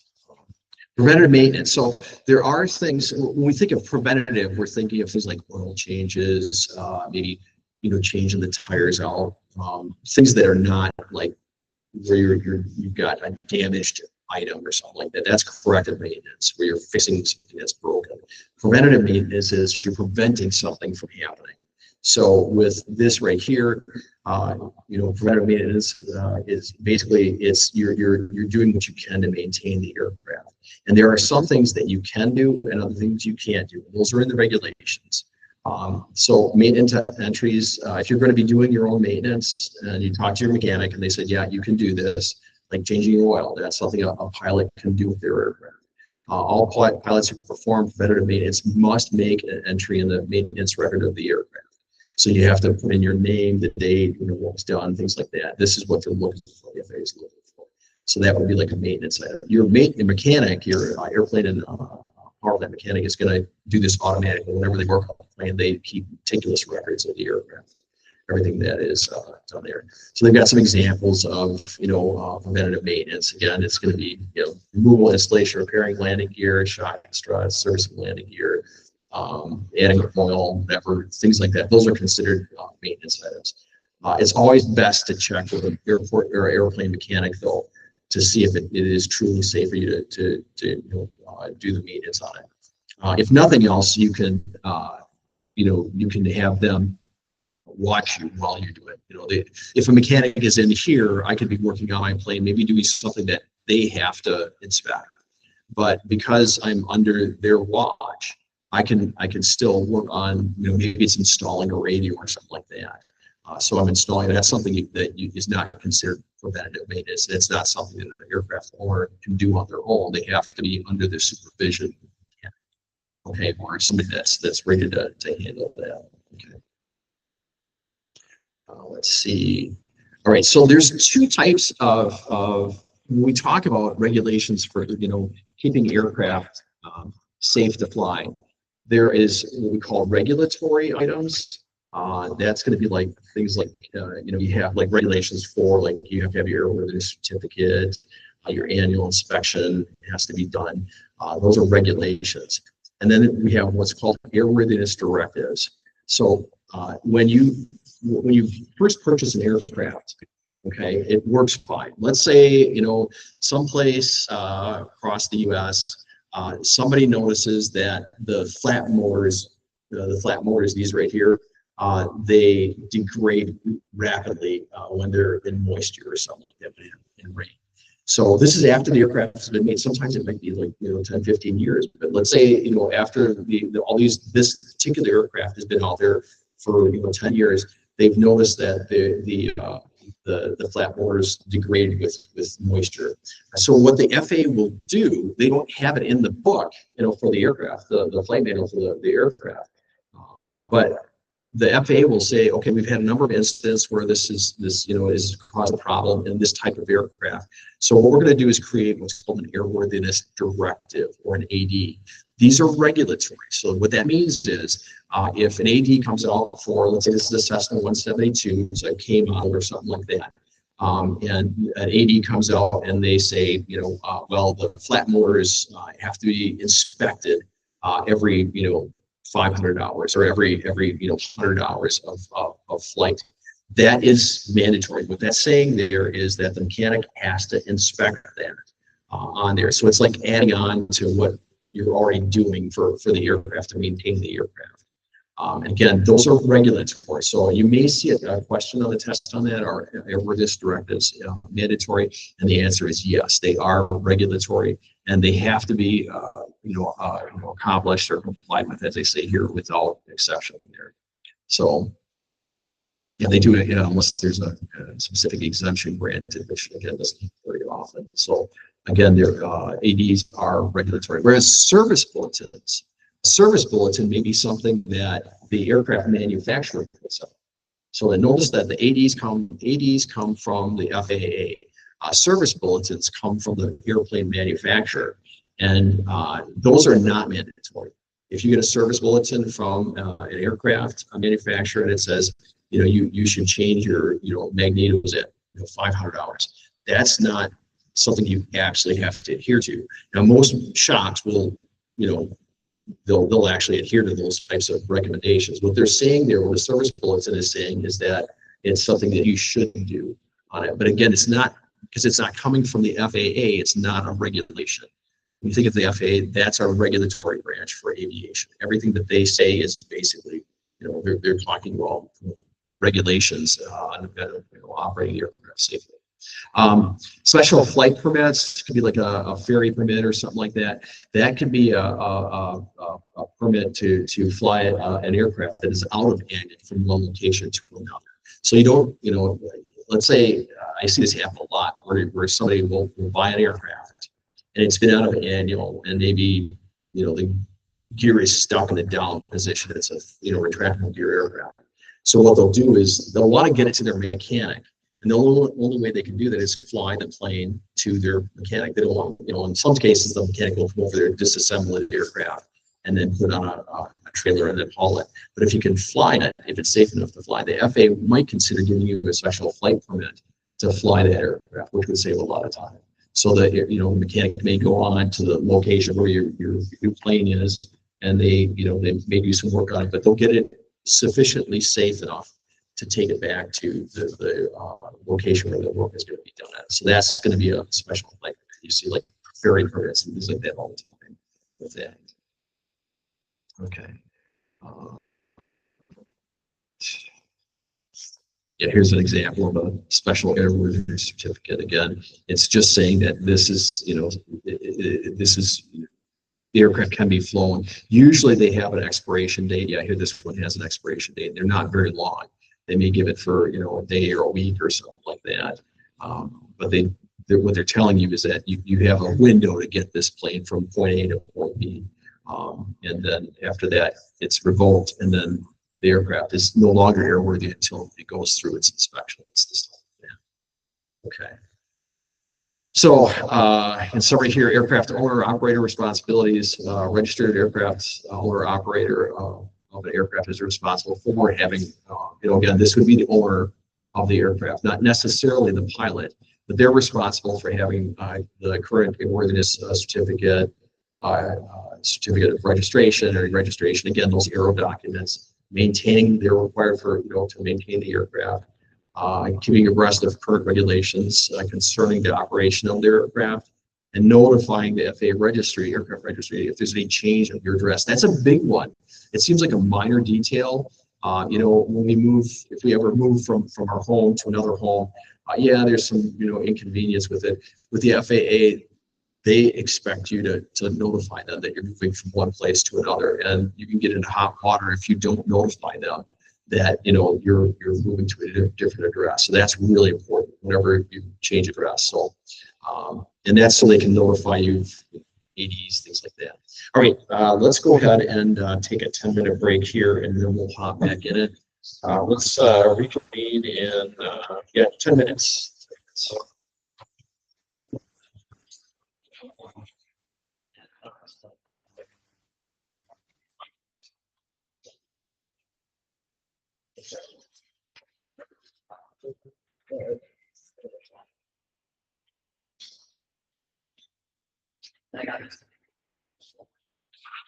how you doing? Oh yeah, you got that. Oh, thank you.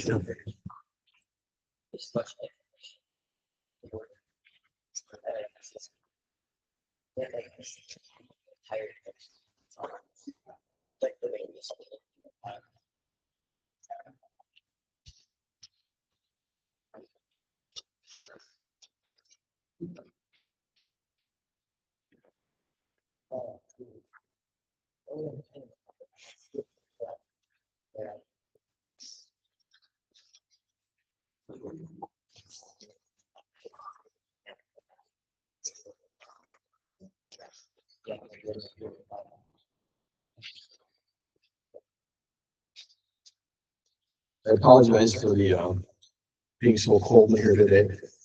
I should have come in last night, turned on the heat, it was this cold.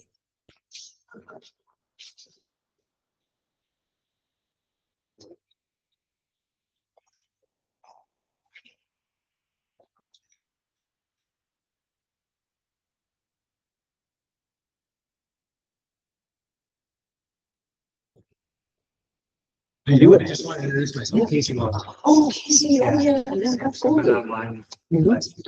Yeah, yeah, nice to see you. Yeah. You're good. Yeah, it's good to be home. Mhm.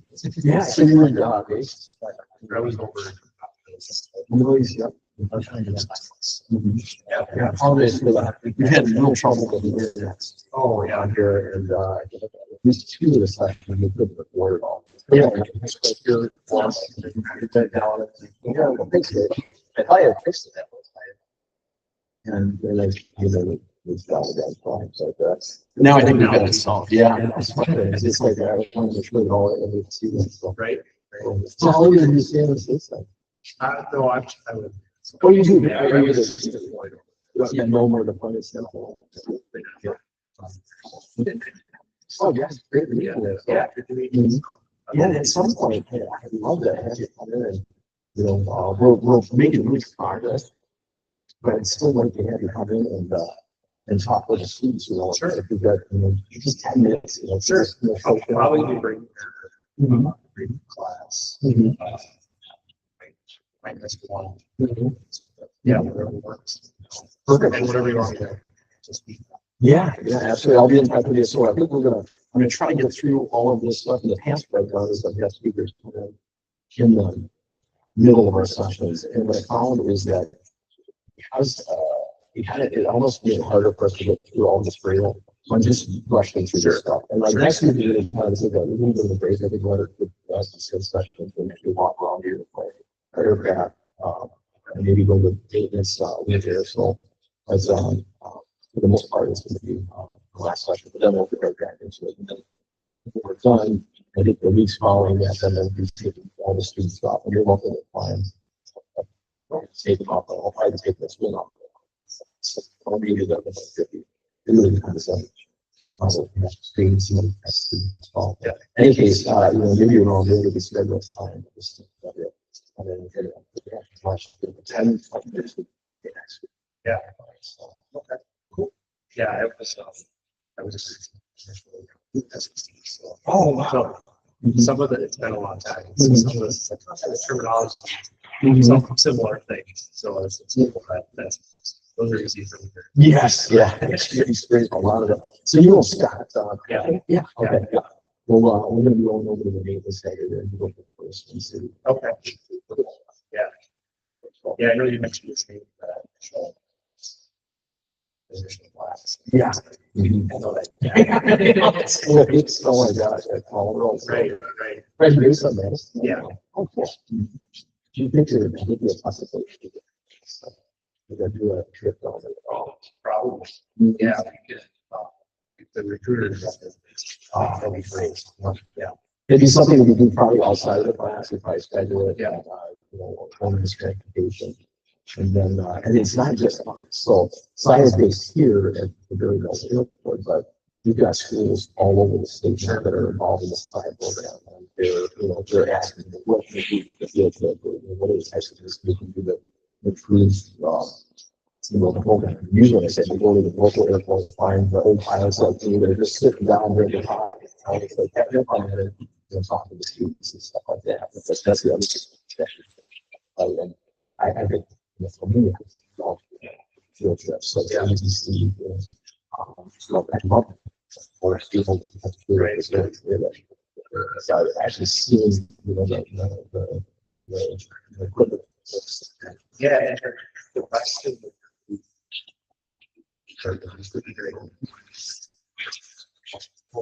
Mhm. Great. Yes. Okay. Mhm. I think they do. Yeah. So, but yeah, I won't go back to work. So, but I think we can. Yeah. They would want. Yes, we had actually had a bunch of kids last year that are going as the military. From the Air Force. Yeah. They came over. Is he really? Yeah, he came up there. Yeah. He came up and spoke to the students, and one of the girls, I think she may actually be moving to the or going in the next year or so. She just got a title pilot also. But anyway, things like that. Really, Yeah. For both the students and for the Yeah. students. Right. Yeah, we just want to expose them to all different, areas. Yeah. Awesome. Yeah, let me know. Well, nice meeting you. Yeah. Yeah. We'll be in touch. I'll probably just say it, again, I can probably get a hold of Dan too. As Yeah. well. Yeah. I can work with that. Okay. We can got the recruiters together. Perfect. More people asking. Yes. Yeah. Fantastic. All right.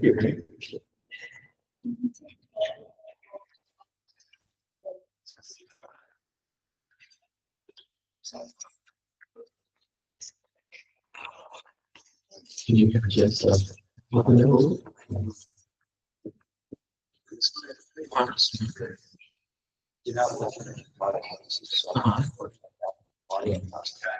What's that body?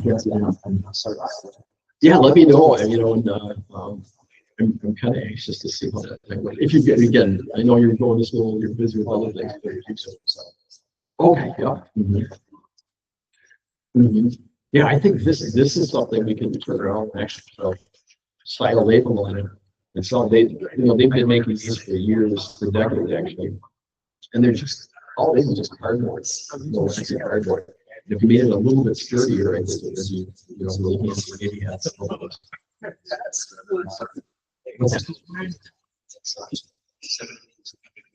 Yeah, that I think would be great. And it's surprising that there's nothing out there unless you're an RC lane. There's nothing out there that has would be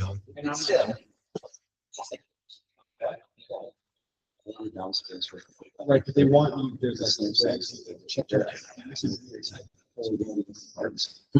Yes, yeah, because it is a big. You can just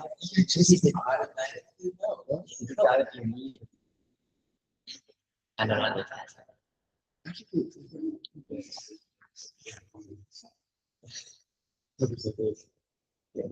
Oh. All right, guys, we'll start going back here and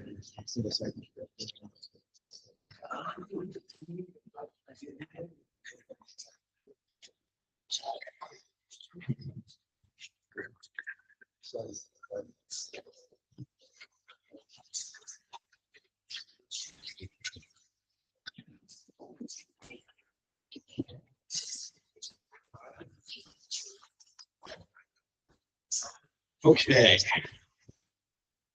Weight and balance.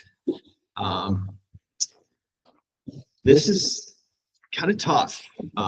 Weight and balance is, if you've been through the math classes dealing with some of the stuff, it'll be a little bit easier. But I'm going to try to kind of walk through the whole process of this. So the whole idea here with weight and balance is we obviously don't want the aircraft to be either overweight, right? That's the weight part of the weight and balance. We don't want it to be overweight. Because, well, what would happen if the aircraft is overweight? Some of the drawbacks. So you can kind of read them right here. Yeah, Donnie. What's that?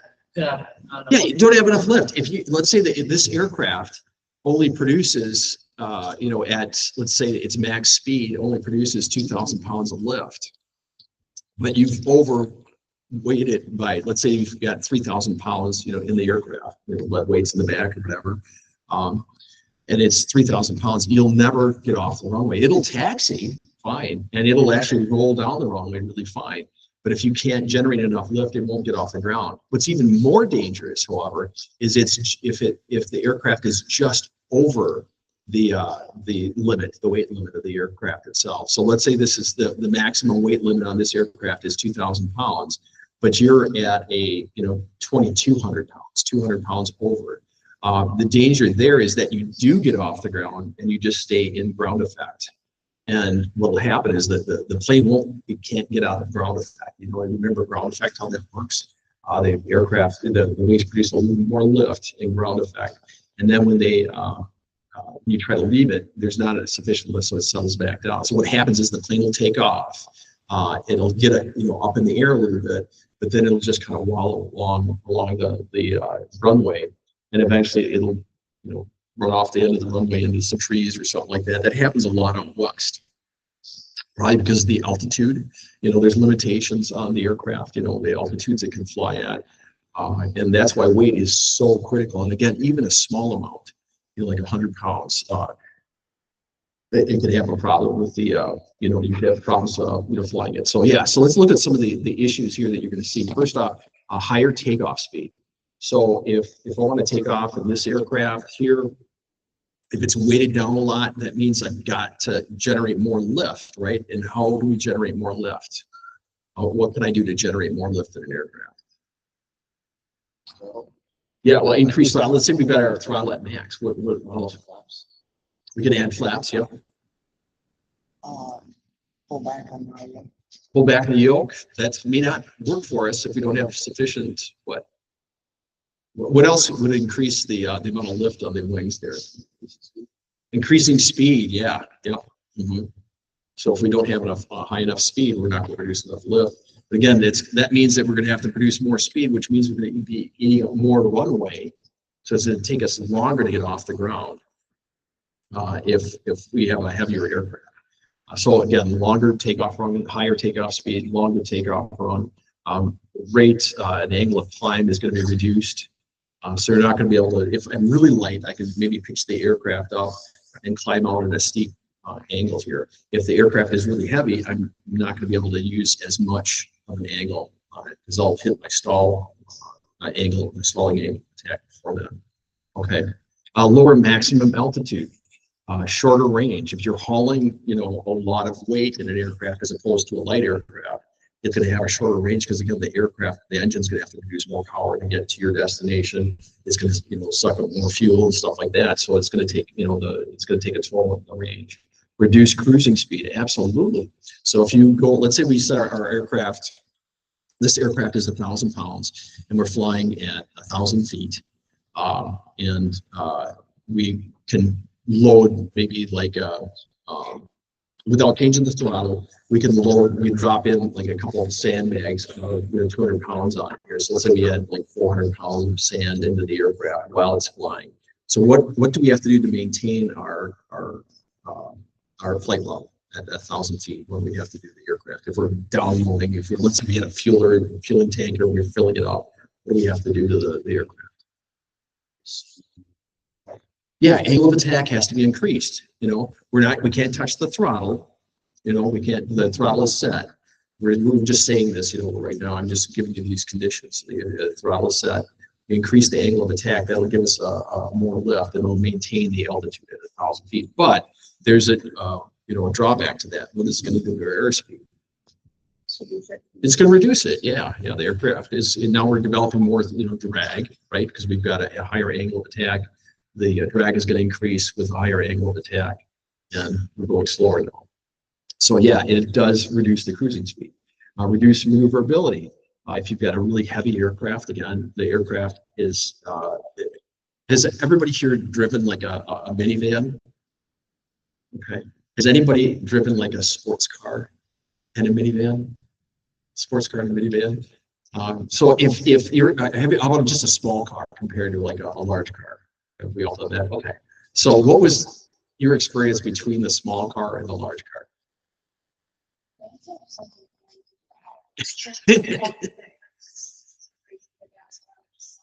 Yes. Yeah. It takes a lot more to turn. They're sluggish.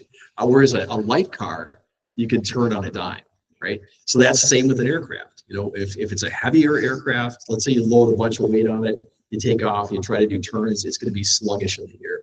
It's just not going to respond much. If it's really light, you'll be able to do those quick turns and stuff like that. So it's going to affect the maneuverability.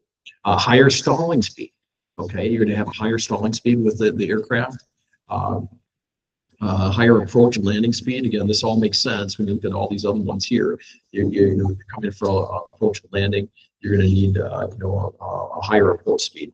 A longer landing roll. If you have a heavy aircraft, that's going to affect your landing roll. Okay, you're going to be coming in faster for one thing, and when you land, that means your landing speed or your landing roll is going to take a lot more space there. So, an excessive weight on the nose wheel or tail wheel. If you have too much weight on those items, there are aircraft that actually have they have a maximum takeoff weight and a maximum landing weight. And the maximum takeoff weight may actually be more than the landing weight. So and think about it. Okay, so here's the runway. If I'm taking off, there's not a lot of acceleration up and down, so the aircraft can hold a little bit more weight. It's stable. But when you're coming into land, like this right here, you may bounce the aircraft when it hits the ground. It may hit hard. That may go beyond the limits of what the aircraft can handle. You've got a maximum load under, so they actually have a maximum takeoff weight, maximum landing weight. That's where you see the difference. Not all aircraft, but usually larger. Definitely all the commercial aircraft have a maximum takeoff weight. Anything that's got high performance and is hauling a lot of weight is going to have those things there. So. Yeah, this is just a statement here. The pilot must be knowledgeable about the effect of weight and performance of a particular aircraft flown. So it's up to you as the PIC to be familiar with how it's going to affect the aircraft and also how to calculate the performance of the aircraft. So again, your PIC, you have to know that.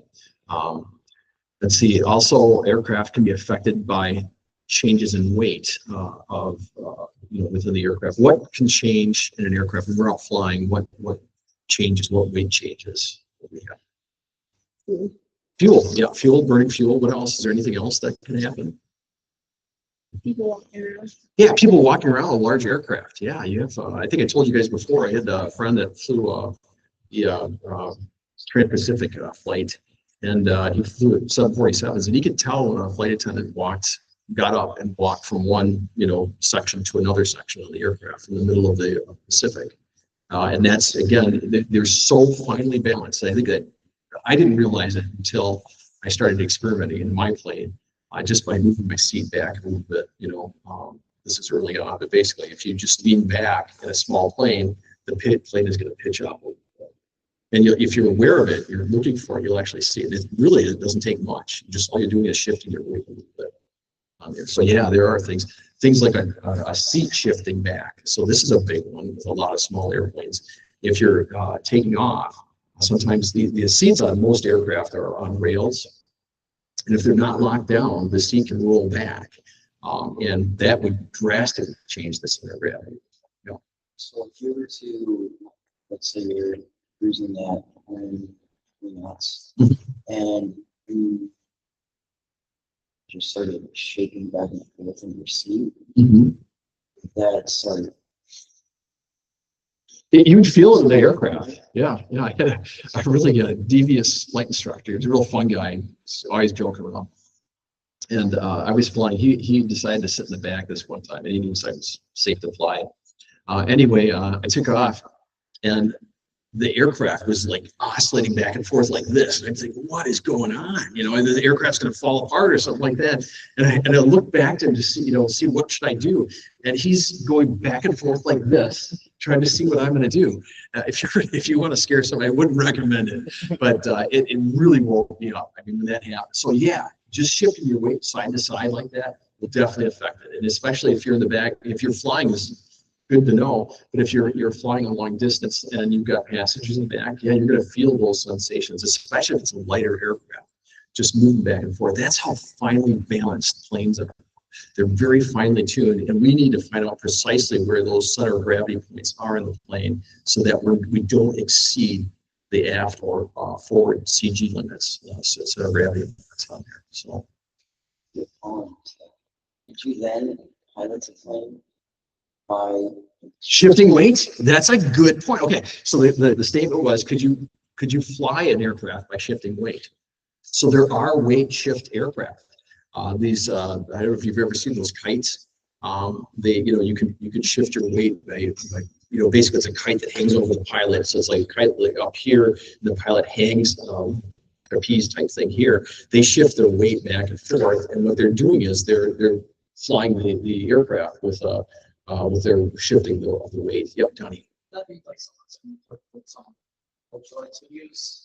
Yes, some ultralights do use the weight shift, and there's a category of aircraft called weight shift. They're weight shift aircraft. So you'll see some of them, a lot of ultralights use that. You don't see many larger. I don't think there's any large aircraft that do it. There may, if you just shift the aircraft. But in a situation, let's say you're in a fixed wing aircraft like this Cessna 310, and you don't have enough back pressure on the plane, what you could do is have somebody crawl in the back. I mean, this would be a gross neglect on your part for not catching this before you took off. Let me just be perfectly clear. You should have checked the weight balance. But let's say you get in a situation where you messed up the weight balance really bad. You take off and you try to pull back on the control yoke, and the plane just will not climb anymore. Okay, you're up in the air. At that point, what you would do is just have somebody, like you said, jump from the front seat to the back seat, and that's going to shift the weight of the center of gravity back further, so the plane will be more controlled.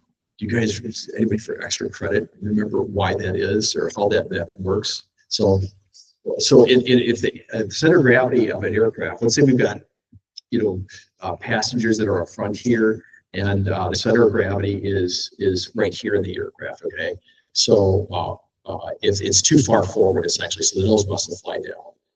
What can we do? What controls the pitch of the aircraft? Yeah, tell me. Elevators. Yeah, the elevator. Okay. So again, with too much weight on this side right here, we don't have enough elevator authority to lift that nose. So that's what's happening. We don't have enough downward pressure available with that elevator there to raise the nose there. So by moving a passenger from the front or whatever baggage you have up front to the back of the aircraft, we now have more control of the aircraft as the center of gravity is moving back. So balance, that's the center of gravity. Stability is affected heavily by balance and the center of gravity. So balance refers to the location of the CG, center of gravity of the aircraft, and it's important to stability and safety in a flight. So the CG, this is a really important point. The CG is a point at which the aircraft would balance if we're suspended at that point, or if you put a pin under it.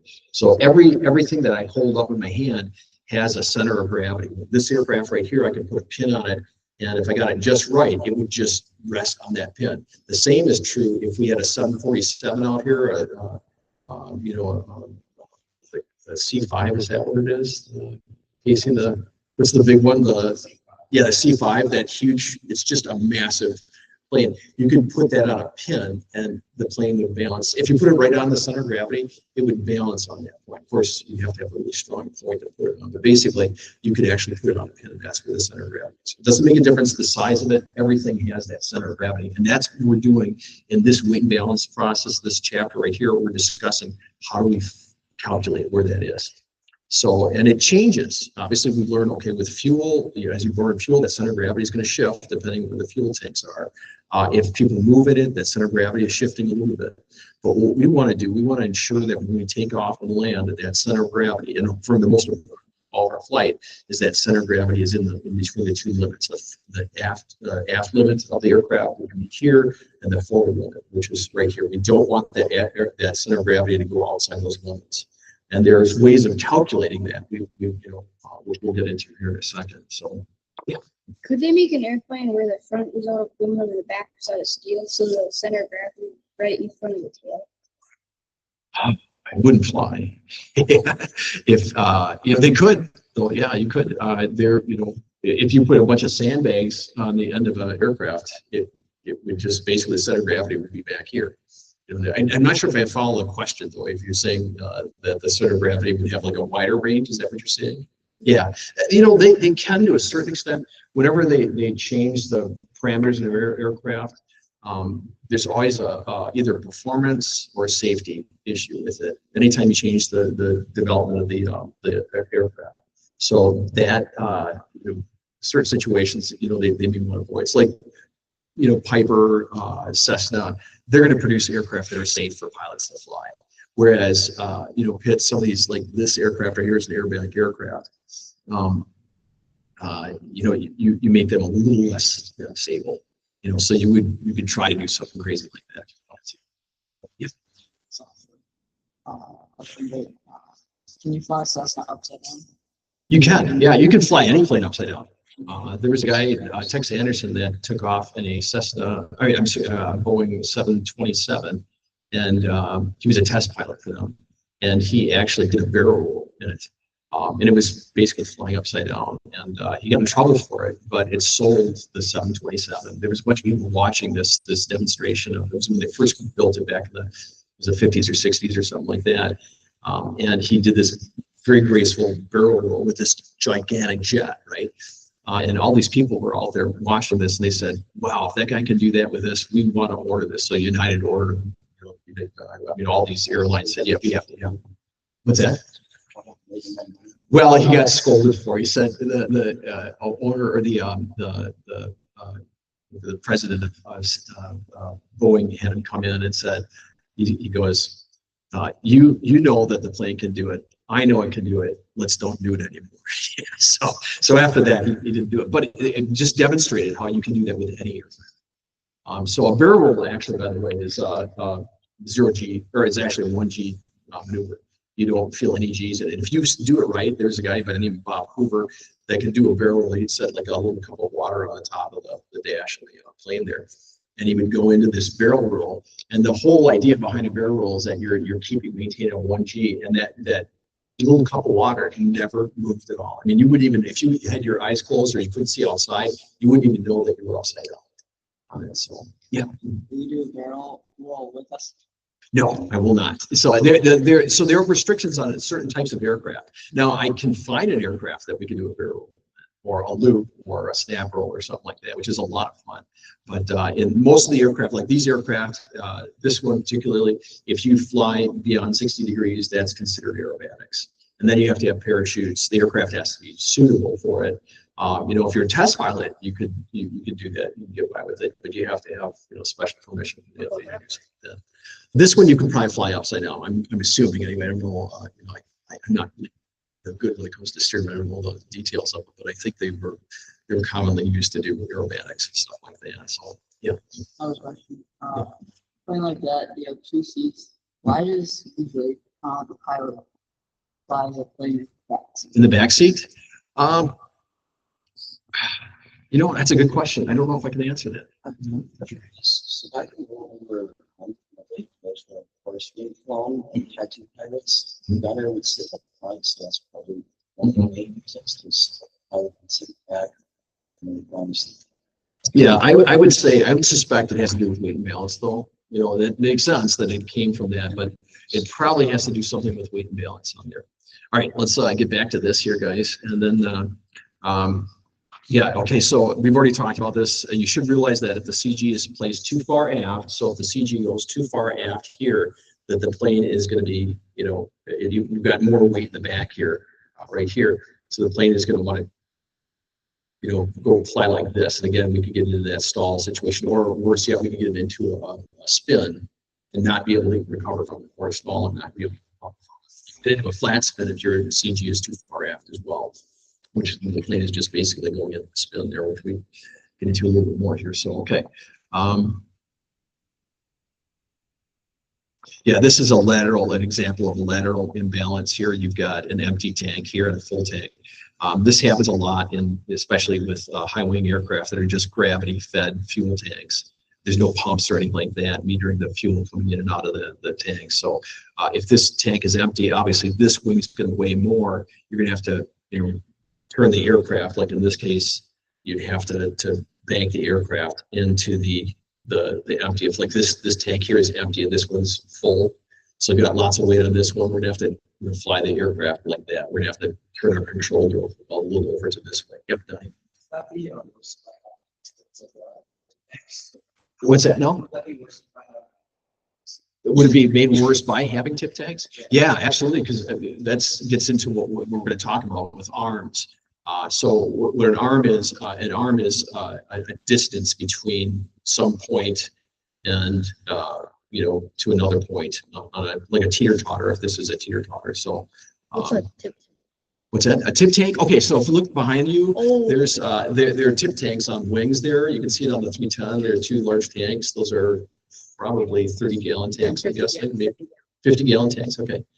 So those are actually mounted on the tips of the wings there. So if one tip tank is empty and the other one is full, it's going to have a lot more effect on the aircraft than if the tanks right here and right here. Because again, the center of gravity is right here. This is the aircraft is rotating around there. Okay. Excess baggage, again, that's going to affect our latitude stability. So it does, our longitudinal stability right there, and lateral, again, tip tanks and tanks there. So, yep. So, is there a way to select like which change you use? Yeah. Yeah, absolutely. So there's fuel valves in there that you do adjust. And some systems are really easy and others are horribly complex. It depends on the aircraft and the manufacturer how they do it. So we've talked a little bit about weight changes in flight. One of the things that I've got this highlighted here, you do need to commit this to memory. So a gallon of aviation fuel weighs 6 pounds. That you have to remember because we're going to be doing a lot of calculations, and the FAA will give you, you have 100 gallons of fuel. Calculate the weight balance. Well, it's not 100 pounds. It's 600 pounds of fuel. We do everything in with weight and balance by weight, and it could be pounds, kilograms, or whatever. We do it in the U.S. We use the pounds. So we're going to do all of our calculations with pounds, but you have to be willing, or you have to know what how much a gallon of fuel weighs when you do these calculations, because you're going to be using your calculator a lot. So let's see. Yeah, I think you guys understand that. So less control. Again, if we're out of that CG, that range, the center of gravity range, the safe range for the aircraft, the aircraft is going to have exhibit all kinds of issues. Negative issues that we may not be able to control. So that's why it's so important for us to be within those CG limits, from here to here, there in the aircraft. If we've already talked about the nose heavy condition, that's where the CG is forward. If the CG is too far forward, that means that we've got a heavy nose. It has all kinds of issues that can be faced with this. But the biggest problem is when we come into land, we may not be able to pull the nose back hard enough or the elevator back far enough to get it from hitting the nose gear. So if we come in, let's say our center of gravity is too far forward, it's like right here. When we come into land, we pull our yoke all the way back, and this is all the further the aircraft, rotates back. What's going to happen there? We're going to hit the nose gear. We're probably going to collapse the nose gear, because the nose gear is just not designed to handle high impact. Whereas your main gear on most of your aircraft, that's what you want to land on. It's really heavy duty. When you come into land, they take the brunt of the acceleration. You hit the ground there. Yes. Let's see.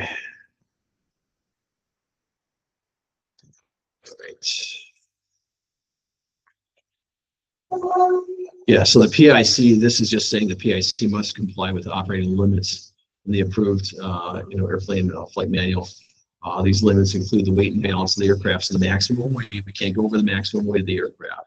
And then the balance of the aircraft, which is what we're going to hop into next, and actually do our calculation.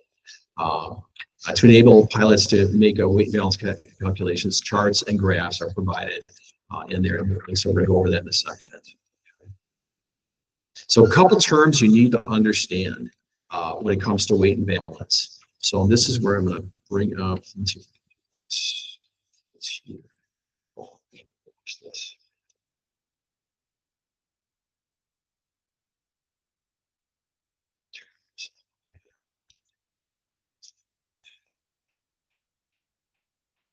Right, so I'm going to, and we're just going to draw some things here just to All right, so let's just start out with just a straight teeter-totter here. So this right here is our fulcrum point. Don't get the fulcrum point confused with center of gravity, okay? Fulcrum, that's the point at which this board is rotating, but it doesn't necessarily mean that that's the center of gravity. And that gets some students on the FA test there.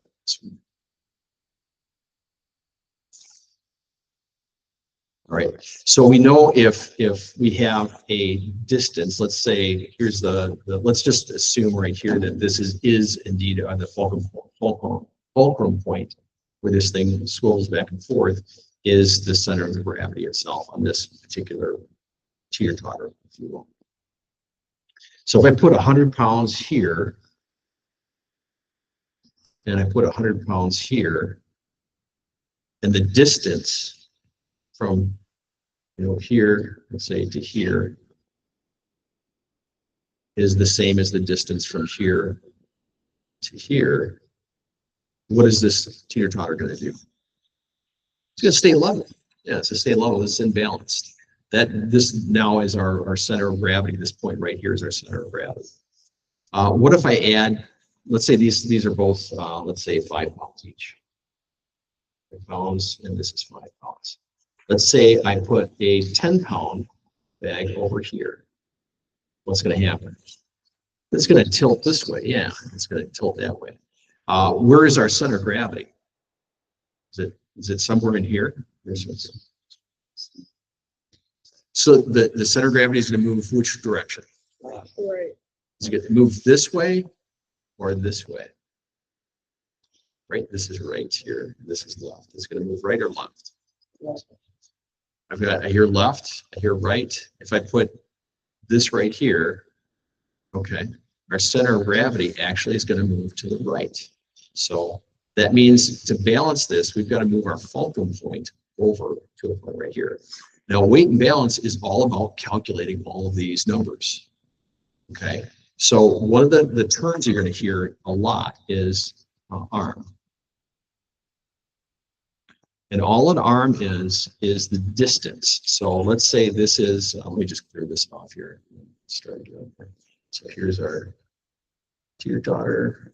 The fulcrum point here. Just draw a line there. All an arm is a distance. Oops. So it's, in this case, the arm from here to here, from this side right here to this side right here is, let's say it's 100 inches. And then this one over here, I'm going to say is 100 inches. Okay. It's just all, again, all an arm is a distance. Okay. In this case, we're talking about a reference point, which is over our fulcrum right there. Or in this case, it happens because both sides of this plank weigh the same. This should balance. This was also going to be considered our center of gravity right here. So again, it's really easy to get the terms confused. Like the fulcrum is, again, it's not the same as the center of gravity. It depends on what's on the plank there in this case.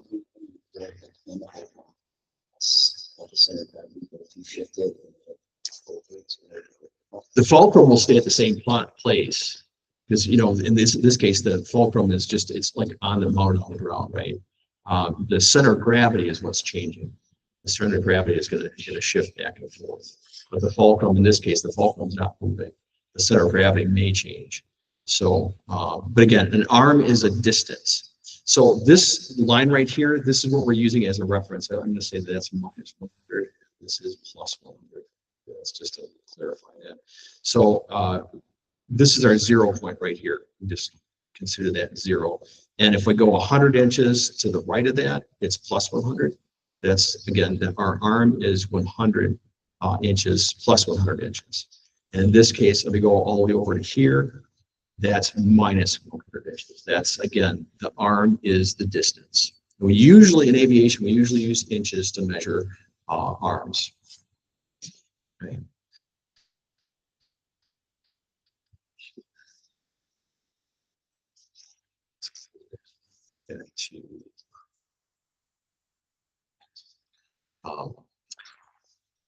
So another term you're going to hear is the term moment. And what moment is, it's a product of two items. So again, we've got our teeter totter. Let's use that again here. Here's our fulcrum. So we know that from here to here is 100 inches or minus 100. So let's say minus 100 inches. And then we've got a block here that is 10 pounds. Okay. To calculate the moment of this, I should use positive. Let me put it on the positive scale just to standardize this. So 10 pounds, and this is 100 inches out here. Okay, that's the arm is 100 inches. Okay. So to get the moment of this item right here, we're going to multiply the arm, which is 100 inches, multiply that by the weight. And what do we get? What is that? Yeah, 1,000. Okay. That's the moment. Okay, it's the product of the distance from the reference point. In this case, we're using the reference point as the fulcrum itself. We're saying that it's 100 inches. And then we multiply it by the weight right here, and we yield a moment of 1,000 inch-pounds. Okay, that makes sense, right? Because we're multiplying distance, which is in inches, and pounds, which is in weight. So it becomes the moment is in inch-pounds. Okay. Is this making sense to everybody so far? Any questions at all? Okay. Let me just clear this off here. Okay. So another term that you're going to hear a lot is basic empty weight. And again, when it comes to basic empty weight, every aircraft has a basic empty weight. It's going to be, the aircraft with all the fluids out of it, the usable fuels will be drained out of it, and nobody on board, no baggage or anything like that. That's going to be your basic empty weight. And anything that's fixed and installed in the aircraft is included with that basic empty weight. When you get your weight and balance for your aircraft, it's an actual document, right? And in it, it's going to have all of the stuff that's fixed in the aircraft. That's, you can't take out of it. Like a portable handheld radio or something like that. That's something you can remove from the plane. That's not included in the basic empty weight. But a radio that's plugged into the panel is part of the basic empty weight because that's fixed on the aircraft. So that's what that means when they say basic empty weight. Again, fuel we can take off the aircraft, except for unusable fuel, the fuel that's below the area that the plane won't be able to reach and burn. So there's always some of it in it. And same with oil. There's a certain amount of oil that you can't drain out, but will always stay in it. So that's included in the basic empty weight. Yeah. So measuring, not basic empty weight, we're trying to measure, looking at trying to measure everything about it. Do they measure it with fuel inside of it or without? So when they design it, they design it with max fuel in mind. They also design it with minimum fuel in mind too. So they'll test it when they're doing the flight test on it. They're going to test it with a full range of fuels and loads and stuff like that. When it comes to weight, though, they're going to be using just the basic empty weight. They have to, when they're done designing the aircraft, they've said, okay, yeah, this aircraft is safe to fly, from these limits. And they may add some weight onto an aircraft, to keep it, heavier, or maybe they'll extend the nose. So if I increase the arm of this nose, let's say I put the spinner out further, we increase the arm there of that spinner, we put it from here, or maybe we put it out further here. What's that going to do to the center of gravity?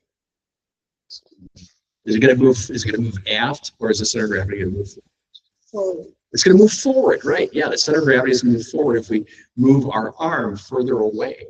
Okay.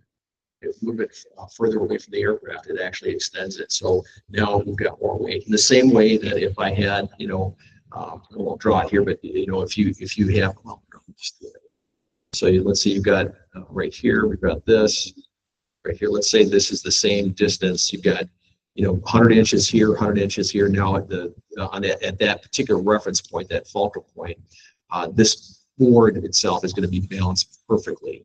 on there. But if I extend this board another foot, that's increasing the arm. Even if I, we're able to chop off part of a board here and somehow magically suspend it to it. If I added, even extended that, it has more pull on this side. So let's look at that in a little more detail here. So let's say right here,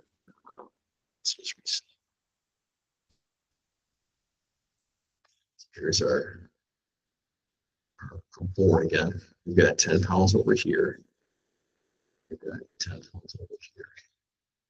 And if I extend this and add just even a 5-pound block over here, it's going to affect our center of gravity. So in this case, the fulcrum point's right there. The center of gravity has shifted now over here, right there. But because the fulcrum point's out here on this board right here, it's going to cause this to go down right on there.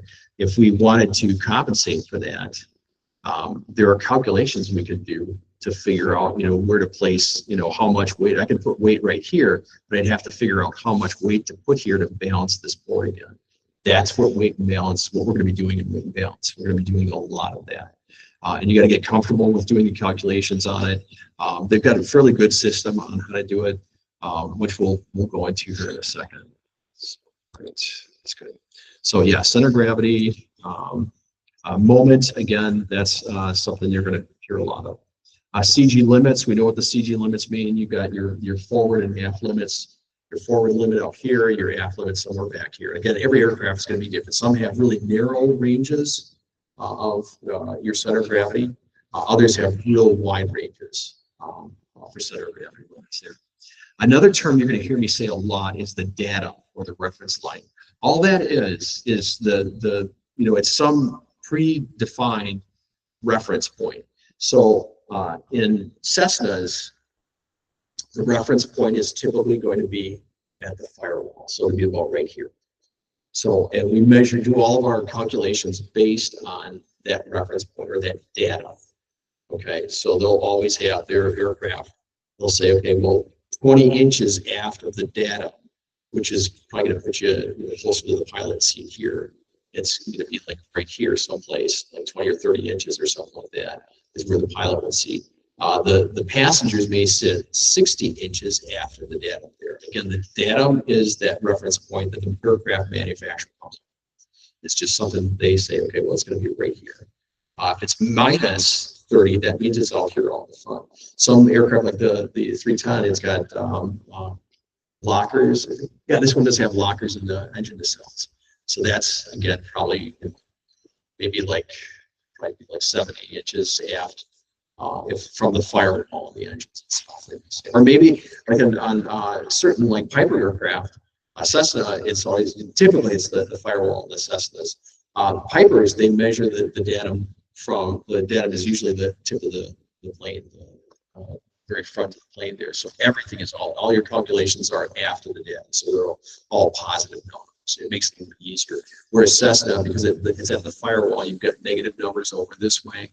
You've got positive numbers after. Okay. And we use that though. It's important for us to know where the datum is because we can't balance it unless we know what we're referencing, how those numbers work together. Okay. The term delta is just something you may learn in school. That just means a change in something in values there. So let's see, fuel load, again, expendable part of the fuel of the aircraft. It includes only usable fuel. So that again is the fuel. I don't think you're going to see that on the test. They will talk about usable fuel on the test.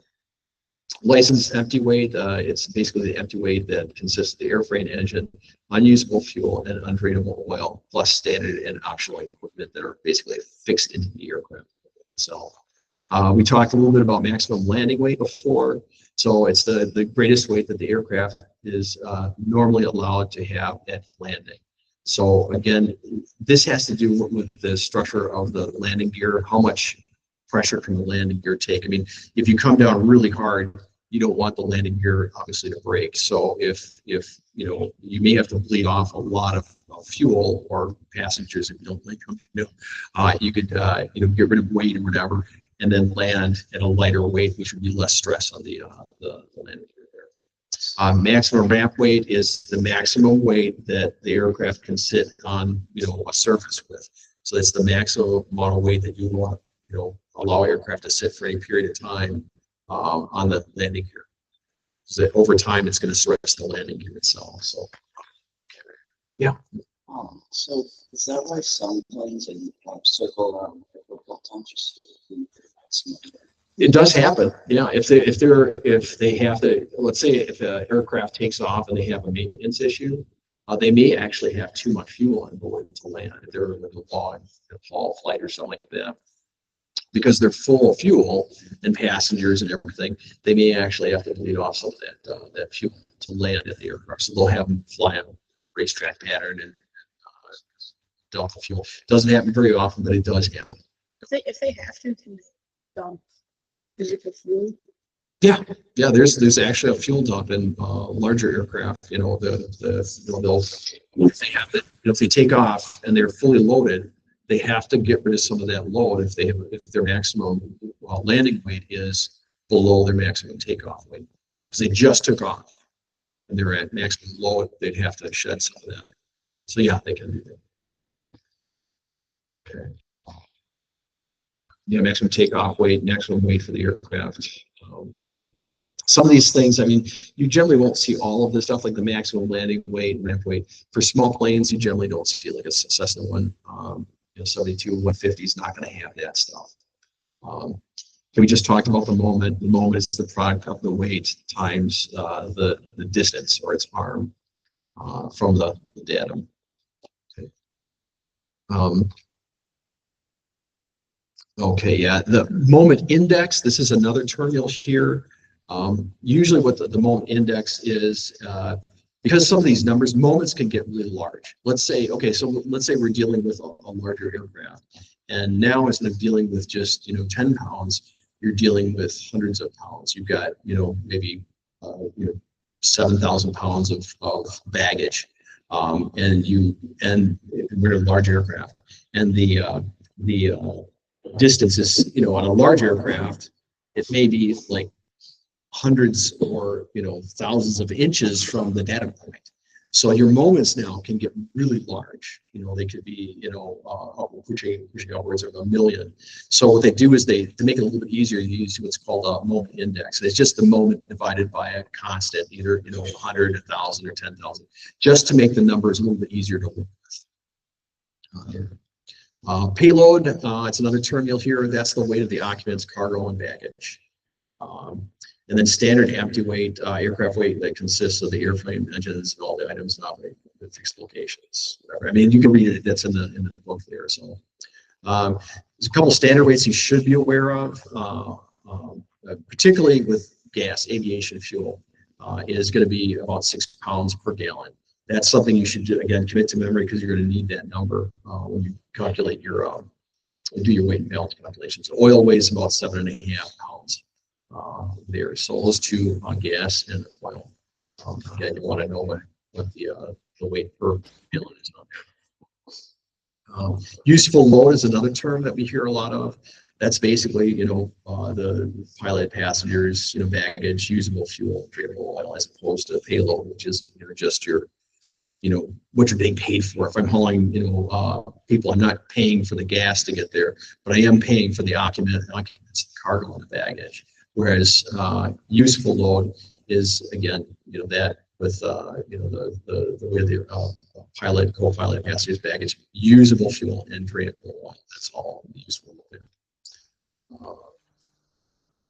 So let's get into our first one. So this is where we kind of talked about some of this stuff. I drew that diagram out. This right here is what? What's that indicating right there? Arm. It's indicating the arm. So the arm is our datum point. Is in this particular diagram, whoever created this, they said, okay, well, we'll put the datum at the fulcrum point right there. So it's the datum is right there. And aft of the datum, we have this 50-pound ball. So what would be our moment? How would we calculate the moment for this particular 50-pound ball? Yeah, we multiply again. It's the weight times the arm. So a real simple formula for this to remember, I just call it the WAM formula, W-A-M. There, it's just the WAM formula. You will definitely want to commit that to memory, and it's something, it's really simple. The formula is weight times arm equals moment. We use that extensively in doing center of gravity calculations and making changes. And we can see all the elements right here. We've got the weight right there, 50 pounds. We've got an arm right here, in this case, of 100 pounds. And we know that if I want to calculate the moment of this 50-pound ball where this is at, I just take the weight of 50 pounds, multiply it by the 100 inches, and I'm going to get what for my moment? Yeah, 5,000, and it's inch pounds, because those are the units we're using, so it's 5,000 inch pounds. Okay.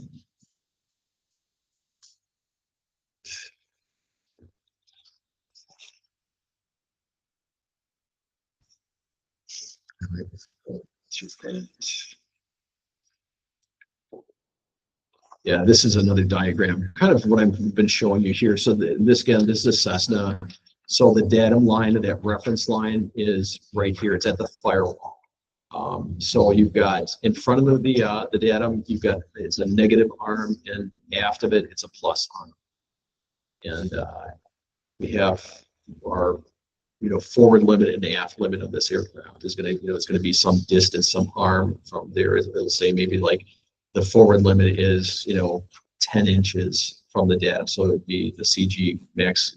CG would be 10 inches right here, and the aft limit may be 70 inches or something like that, or 60 inches. That would be the furthest aft that we want to have on our center of gravity. Now we just need to calculate our center of gravity to see if we're in that range. So 10 to 60 inches, let's say.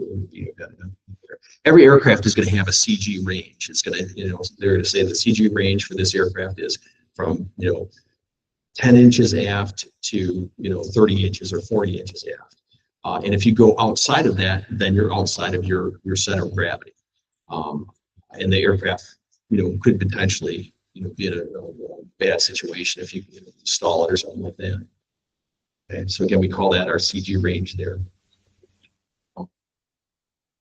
And they talk about stations. Stations just basically refer to inches. It's another way of identifying a location on it. But this, like this right here, this station 0 is our reference point here. So our data, that's our where we do all the calculations based off of there. And then this right here is about 70 inches back, so they just call that station 7. All right. So now let's get into some problems here. All right, this is typically how we're going to calculate the center of gravity for an aircraft. First off, we need to, what are we weighing? So the aircraft has an empty weight, in this case, 200, just here. The empty weight of the aircraft is 2,100 pounds over here. You can see that. Just draw this on so you can see this. So this is our empty weight, 2,100 pounds. Front seat occupants, both of them weigh about 320 pounds together, so we put that there. Rear seat occupants, you have another 350 pounds right here. Fuel, again, that's in pounds. Don't get confused with gallons, because when you're taking the test, and the FAA knows this, that you may get confused with this. Again, they're trying to ensure that you understand what you're doing when it comes to calculating weight and balance, because it is a very critical thing. But this is in pounds, so if we divide this by 6, it's going to be a lot less. That would give us our number of gallons. So we have 450 pounds of fuel there, and then our baggage is 80 pounds. Now this aircraft is going to look something like this. Let's see if I can just draw this out here. There's our plane right there. Wing right here. Our tail right there. So we've got our empty weight of the aircraft weighs 2,100 pounds. Let's do this right here. The front seat occupants, let's say they sit up right up here. At that point, that's 340 pounds right there. Let me just see if I can switch this to. There we go. 340 pounds. And let's say the rear passengers are at this location right here. That's going to be, again, another 340 pounds. Oops. There. And then you're going to have baggage, which is going to be back in the compartment back here, let's say. And maybe that's 300. 80 pounds. Okay, so it's 80 pounds right there. So this is, I'm kind of just drawing this out so you can kind of see, where all these things are distributed. Our CG is probably going to be between here and here. So all I'm doing here is just trying to visualize where all of this weight is.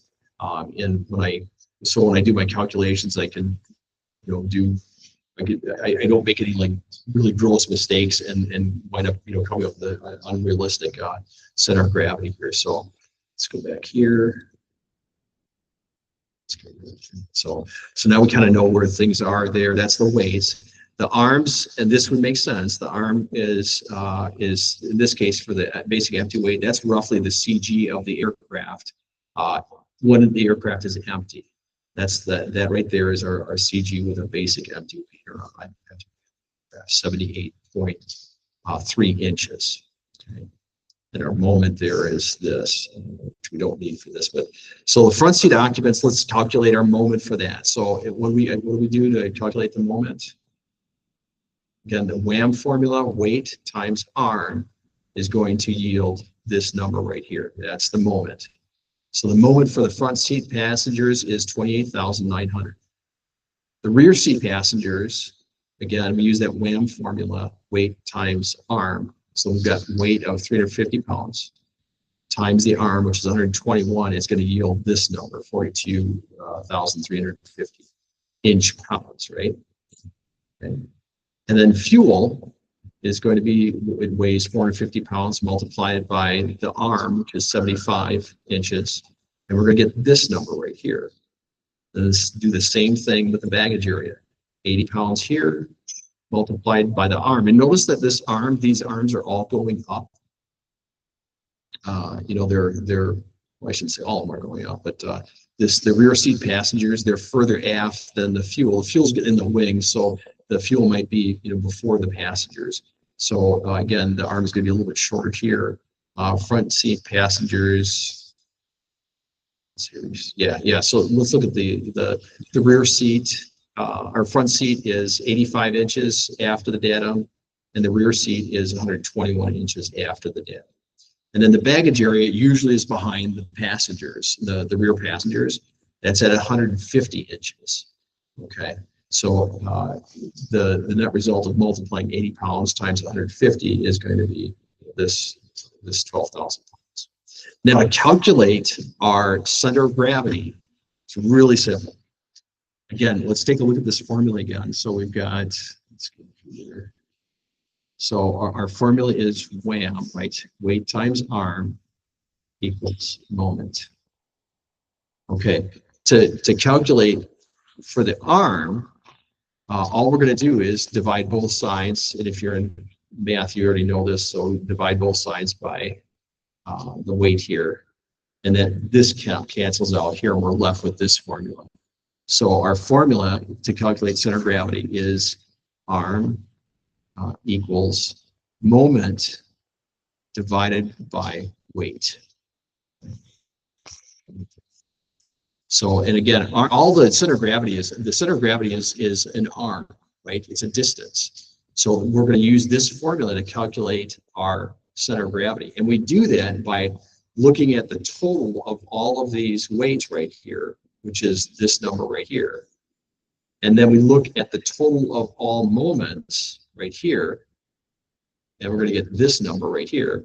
And if I plug that into the formula up here, we're going to get, what is it, 2840. So 8, 4, 3 sides. It's writing very well. So we divide that by our total weight, which is 3320. And what we're going to get then is this number right here. That's our center of gravity. Okay. So here's where I see some people make mistakes. They start adding up the arms. You never add the arms. Don't add the arms when you're doing weight and balance calculations. You're only adding up weights and moments. And that's, so for center of gravity, to calculate the center of gravity for anything, whatever, if it's this pen, we can calculate it by using, reference points or whatever. But we're always going to add up the total moments. There's like a little tip on this. If I take this, part of this pen off here, that's going to change the center of gravity. So each one of those has a certain, arm distance from the data point. And it's also going to have a certain amount of weight. But we add them all together in a plane. It's the whole piece that we're talking about balancing. We're not talking about individual things there, components, whatever. So we take the total of all the weights on the aircraft, with the aircraft weighs total completely, and then we take all of those moments, we add those together. We're going to get this number right here for the total moments, and then we're going to calculate that arm, that center of gravity, based on those two numbers. That's going to give us. You don't want to add the arms up. I see that happen a lot with students. They'll add the arms up, and I can see where the confusion comes in. But to calculate the center of gravity, it's again, center of gravity is the arm. Or we could say that the arm where the center of gravity is obviously it's a distance from the datum, some distance. That is an arm. It's a measurement of distance, and that is our center of gravity. So again, we add them all up, and then we get we divide the total weight again. If you look at the original formula, it's just so our original formula is WA equals so weight times arm equals moment. If I want to calculate for the arm, the formula is arm equals moment divided by weight. And we can do the same thing with moment too, but generally don't use that in the weight calculations there. So again, these two formulas are what you're going to be using for calculating your center of gravity. You can use those all the time. These are going to be the WAM formula, the weight times arm equals moment. That's going to be calculating, you're going to use that to calculate your moments for all the individual items that you have on the plane there. They're all going to be, you calculate those moments first, and you'll have the weight of all those items. We know how much we weigh, we know how much the fuel weighs. And because the manufacturer has given us arms for all those locations on the aircraft, we now know what the arms are for all those. What we don't know is when we interact or change those, is it, what is it going to do to the center of gravity? And that's what we're calculating. Okay. All right, so let's go here. Let's clear it off here. So yeah, computational method, which is what we essentially just did. We went through and calculated, aircraft. You got a maximum gross weight. Yeah, maximum gross weight is not, we don't really consider that until we've done I should say, you always want to consider the gross weight of the aircraft, the maximum gross weight. That's the limit that the aircraft manufacturer puts on an aircraft. And if you add up all your weights and you see that you're over that maximum gross weight, there's no sense in calculating the center of gravity, because you can't fly at that point. It would be dangerous and irresponsible for a pilot to fly over the maximum gross weight. So you should know what that is, but when it comes to the calculations, we're not going to use that maximum gross weight other than to verify that we're not exceeding it. The CG range, though, that's really important. You need to know what the CG range is. So in this area, here they're saying the CG range is 78 to 86 inches, so it's probably assessed, I'm guessing. So that's kind of good. So the datum is probably the tip of the aircraft right there, and they're saying the CG range is 78 to 86 inches back, so it's probably And if I was looking at a real aircraft, it would probably be in this range right here, which makes sense. That's our center of lift is going to be somewhere in our wings there. So we want to be over, the CG is going to be somewhere in that range there. So we've got, 78 to 86 inches. So this might be 78 and this is going to be 86. And this might be 120 back here. So again, that's the further aft we go from the datum, which is that firewall, or whatever that reference point that the manufacturer, we're going to go back. That's going to be possible. Right. So given, and this is a classic example of what the FAA is going to give you on the test. Okay, given weight of the front seat occupants, 340 pounds, rear seat occupants, 350 pounds, and fuel 75. Weight of baggage area is 80 pounds. So what they want is to solve for a list of the aircraft, occupants, fuel, and baggage. Remember that yes, weighs 6 pounds. They won't give you that hint on the test. So let's start calculating this out and see if we can do this. So we've got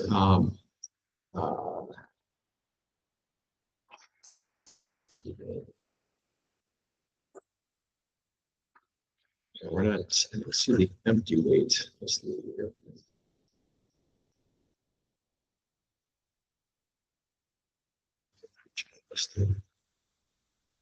So wait until a moment. Okay.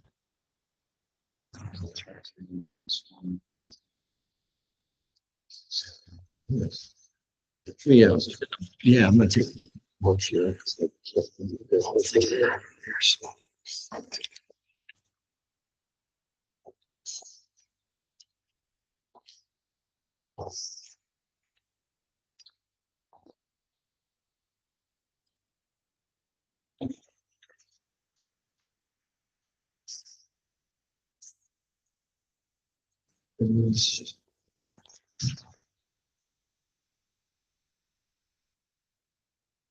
Okay, yeah, in your books, they do actually have this in there. Yeah.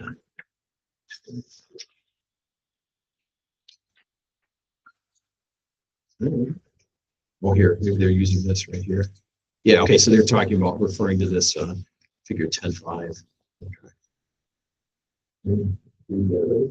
Yeah, here we go. So these are the things that they're giving us right here. And so the aircraft is going to have someplace in the aircraft, it's going to have a list of all of this stuff. The arms are going to be pre-printed in there because they don't change, right? The passenger seat in the back is not going to be moving around. It's in a fixed position. The pilot's seats, they do shift back and forth, yeah. But they're basing it on that, the pilot is going to be pulled up, to, they're in a flight condition where they're actually, flying the airplane with the seat pulled up.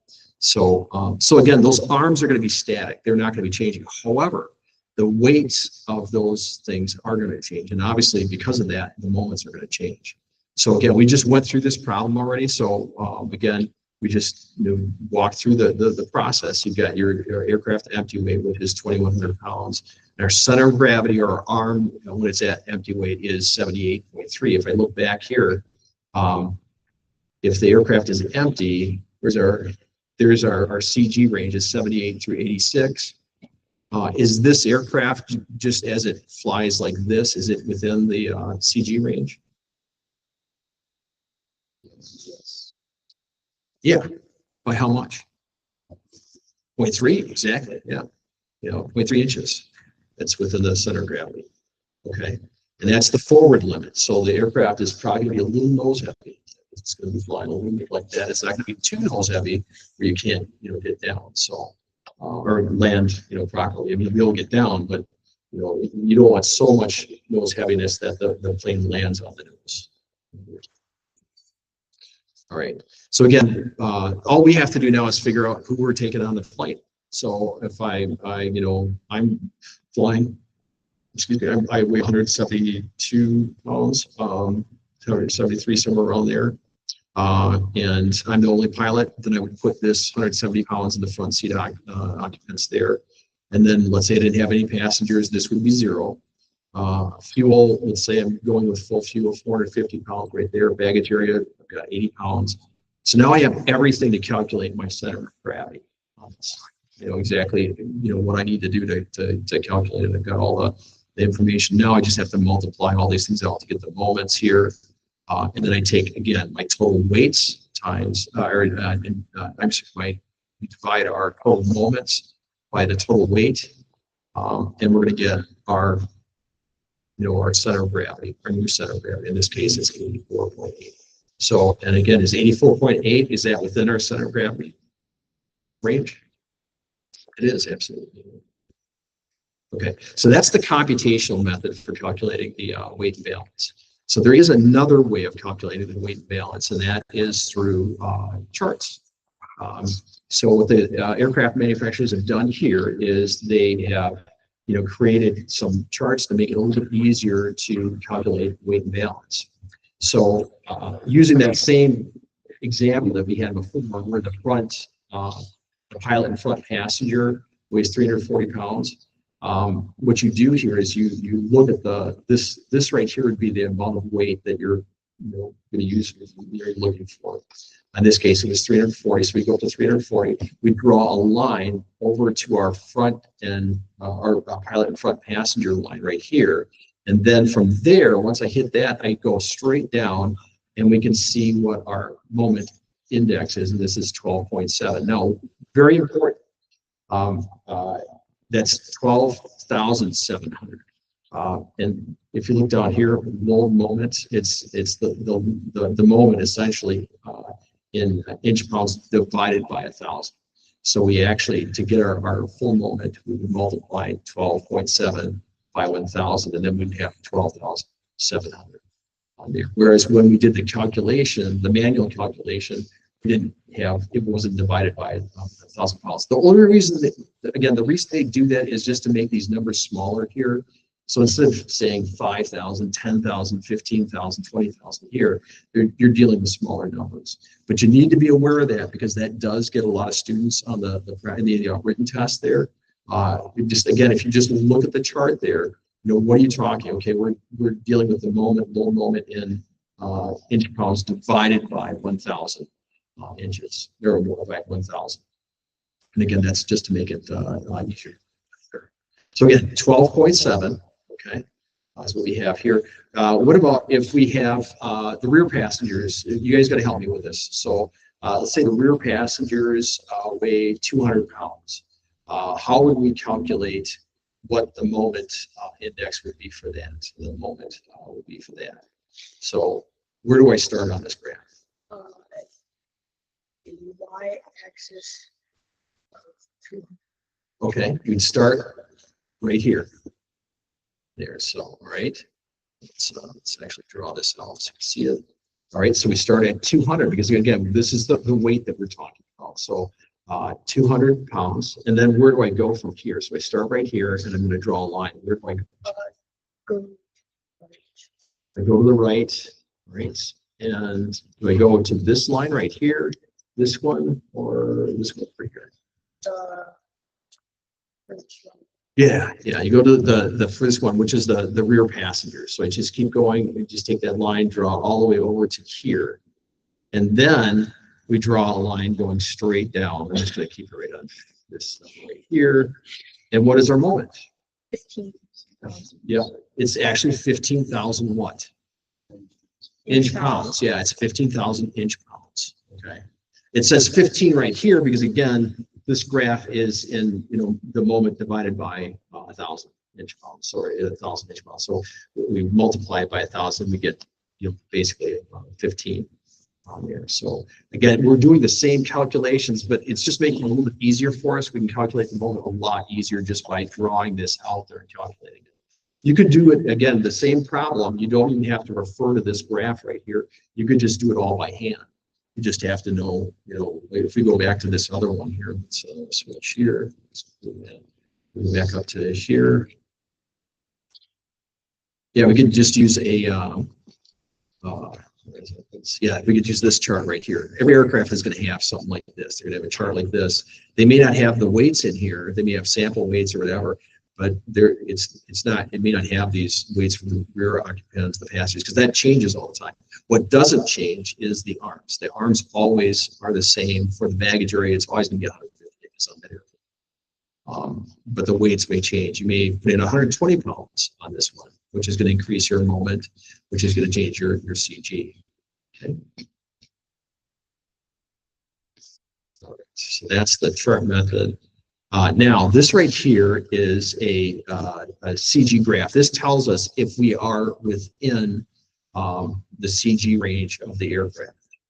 So when you do a calculation, you're going to have your CG, and it's, you know, in this case, this is inches down here. This is the loaded, oh, wait a second.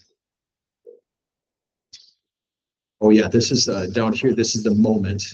And make sure you read these axes because some of them show the CG down here. Others, in this case, this is showing the moment. So if our moment, they're saying the total moment of the aircraft is 105,200 right here. Okay.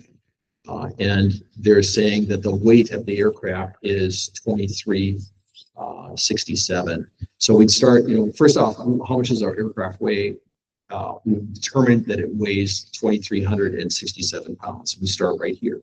We draw a line right from there until we get to what the total moment of the aircraft is. In this case, they're saying that the total moment is 105,200. And again, this is divided by 1,000. So that right there is saying that we're in the CG envelope. We're in a normal category CG envelope, but we're within safe limits of that envelope. Now, if let's see if we get this, okay? So let's say the aircraft weighs 2,500 pounds. Are we going to be in the CG envelope? No, because it's going to start up here someplace.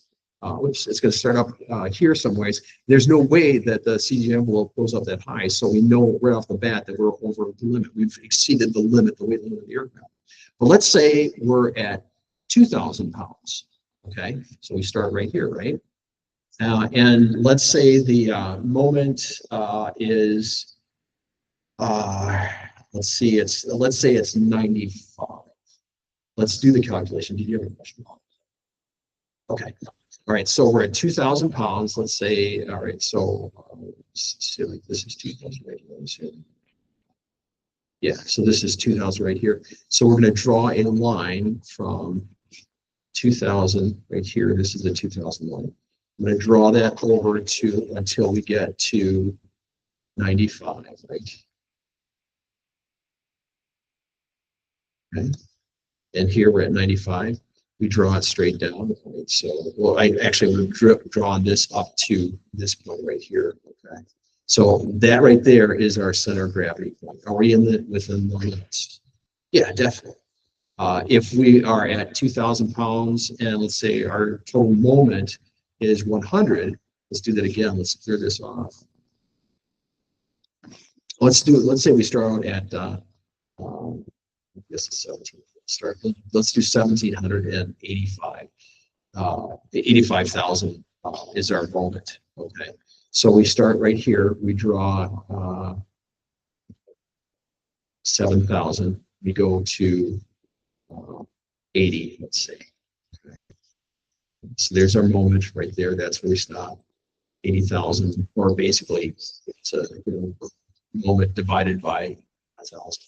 We're at 80, and this right here now is our center of gravity. Are we within CG limits? Definitely not. Yeah, definitely not. So the difference between, yeah. So in this situation, what would happen if you fly?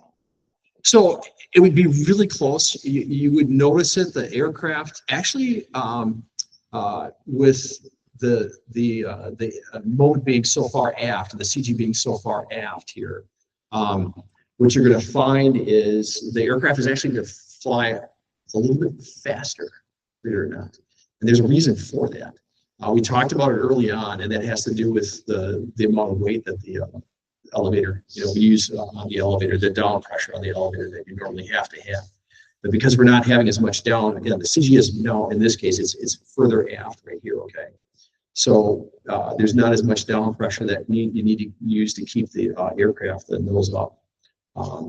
And because of that, the aircraft is flying a little faster. But if we get into a stall, right here, there is a chance in this configuration, it's pretty close, but still, it's one of those areas that's going to be, if you got in an accident with these, these numbers right here, they would say you're at fault, and they would be right, but if you're just a little aft of it, if it's totally stable conditions, I mean, you could probably get by with it and really have a problem, but if you run into a lot of turbulence, you could get into a stall and you may not be able to come because they had that CG so far aft. So, okay. Yeah. So it's inside of that box where the point has to be. Yes, the point has to be somewhere in this envelope is what they call it. If it goes outside of that, and this is like just barely outside, but again, if you have an accident and something happens, that is your fault. If that point is anywhere in this area right here, this whole area right here, we're good. We're in CG limits. That means the plane will fly safely. We won't have to worry about it. If it's outside of that area, then yeah, then you're taking a risk. Either if it's too far forward here, the CG is too far forward, you're gonna have too much weight on the nose. If it's too far back in this area right here, in this area right here, I should say, then you're gonna have, the aircraft's gonna be too heavy. Right? So do some airports have scales to measure the weight? No,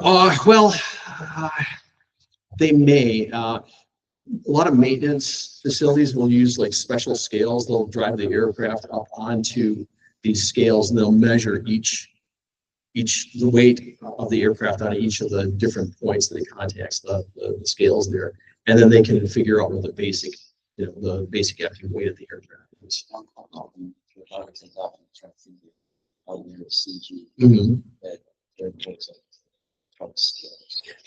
I don't see them. They may have them for larger aircraft. It is possible, and I think most large aircraft probably have systems inside them to tell them how much they weigh, what pressures on the tires. But I don't know like if they have something like that. So, all right, guys, that's it. Go through these problems. There's one that we'll review next week, but then we're going to dive into aircraft performance. I think for next week is Easter, right? I think it's next week. So we will probably do the sims next week and actually tour the aircraft or the airport a little bit more. Does anybody know if Easter's next week? Right? Yeah, Easter's it is. Okay, Monday. Today after. yeah. So let's plan on doing next week. You guys can come in. We'll do the sim. We'll actually walk around the airport. We'll look inside some aircraft. I'll have a couple of my airplane open up for annual inspections, and then. Periscope? Can I try that? Yeah, why don't you come over here? Yeah. If it's just, is it normally with this, or do you always have to add extra weight? Normally it'll work. Like, there are some things that the Skyland's a good example. If it's just you at full fuel, the nose is really heavy. You get close to the lower limit of the center of gravity. That can be a problem. So you have to be aware. It's unlikely that you go too far forward, but it is possible. Actually, no weight back. Yep. It's more than likely you're going to have too far. The center of gravity is going to be too far. That's one. That's a real dangerous one. You can still take off with that wheelbarrow and land, but with an aft, if you're too far aft, you get into a stall and that's it. You're just yeah, not a problem. Thank you. Yeah, thanks. You take care. All right, yeah. Let me. I gotta shut this stuff down and head out of here, guys. But I'll get you deal with this here. So, let's see where we at here. What caused the failure on this device? It was a very minor issue that they had with it. It started processing too much. So like over time, as you're flying, it would show incorrect headings. It would slowly start showing incorrect headings over time. And so, I said, I'm just going to actually what I want to do is just buying one of the big digital ones, and they don't have the issues with recession here. So be really careful with this. It's really sensitive, and if you definitely don't want to drop it. But let's see. Put that in there and get this one up here for you. It's really weird holding this thing. Have you ever held a periscope? Oh, it's really strange because it feels like there's something inside of it that's moving. You know, it's like there's like something alive in it because it's the way it's set up here. Let me get it up to speed here. Also, make sure your hand is so good, otherwise I just keep moving on to further. Yes. Yep.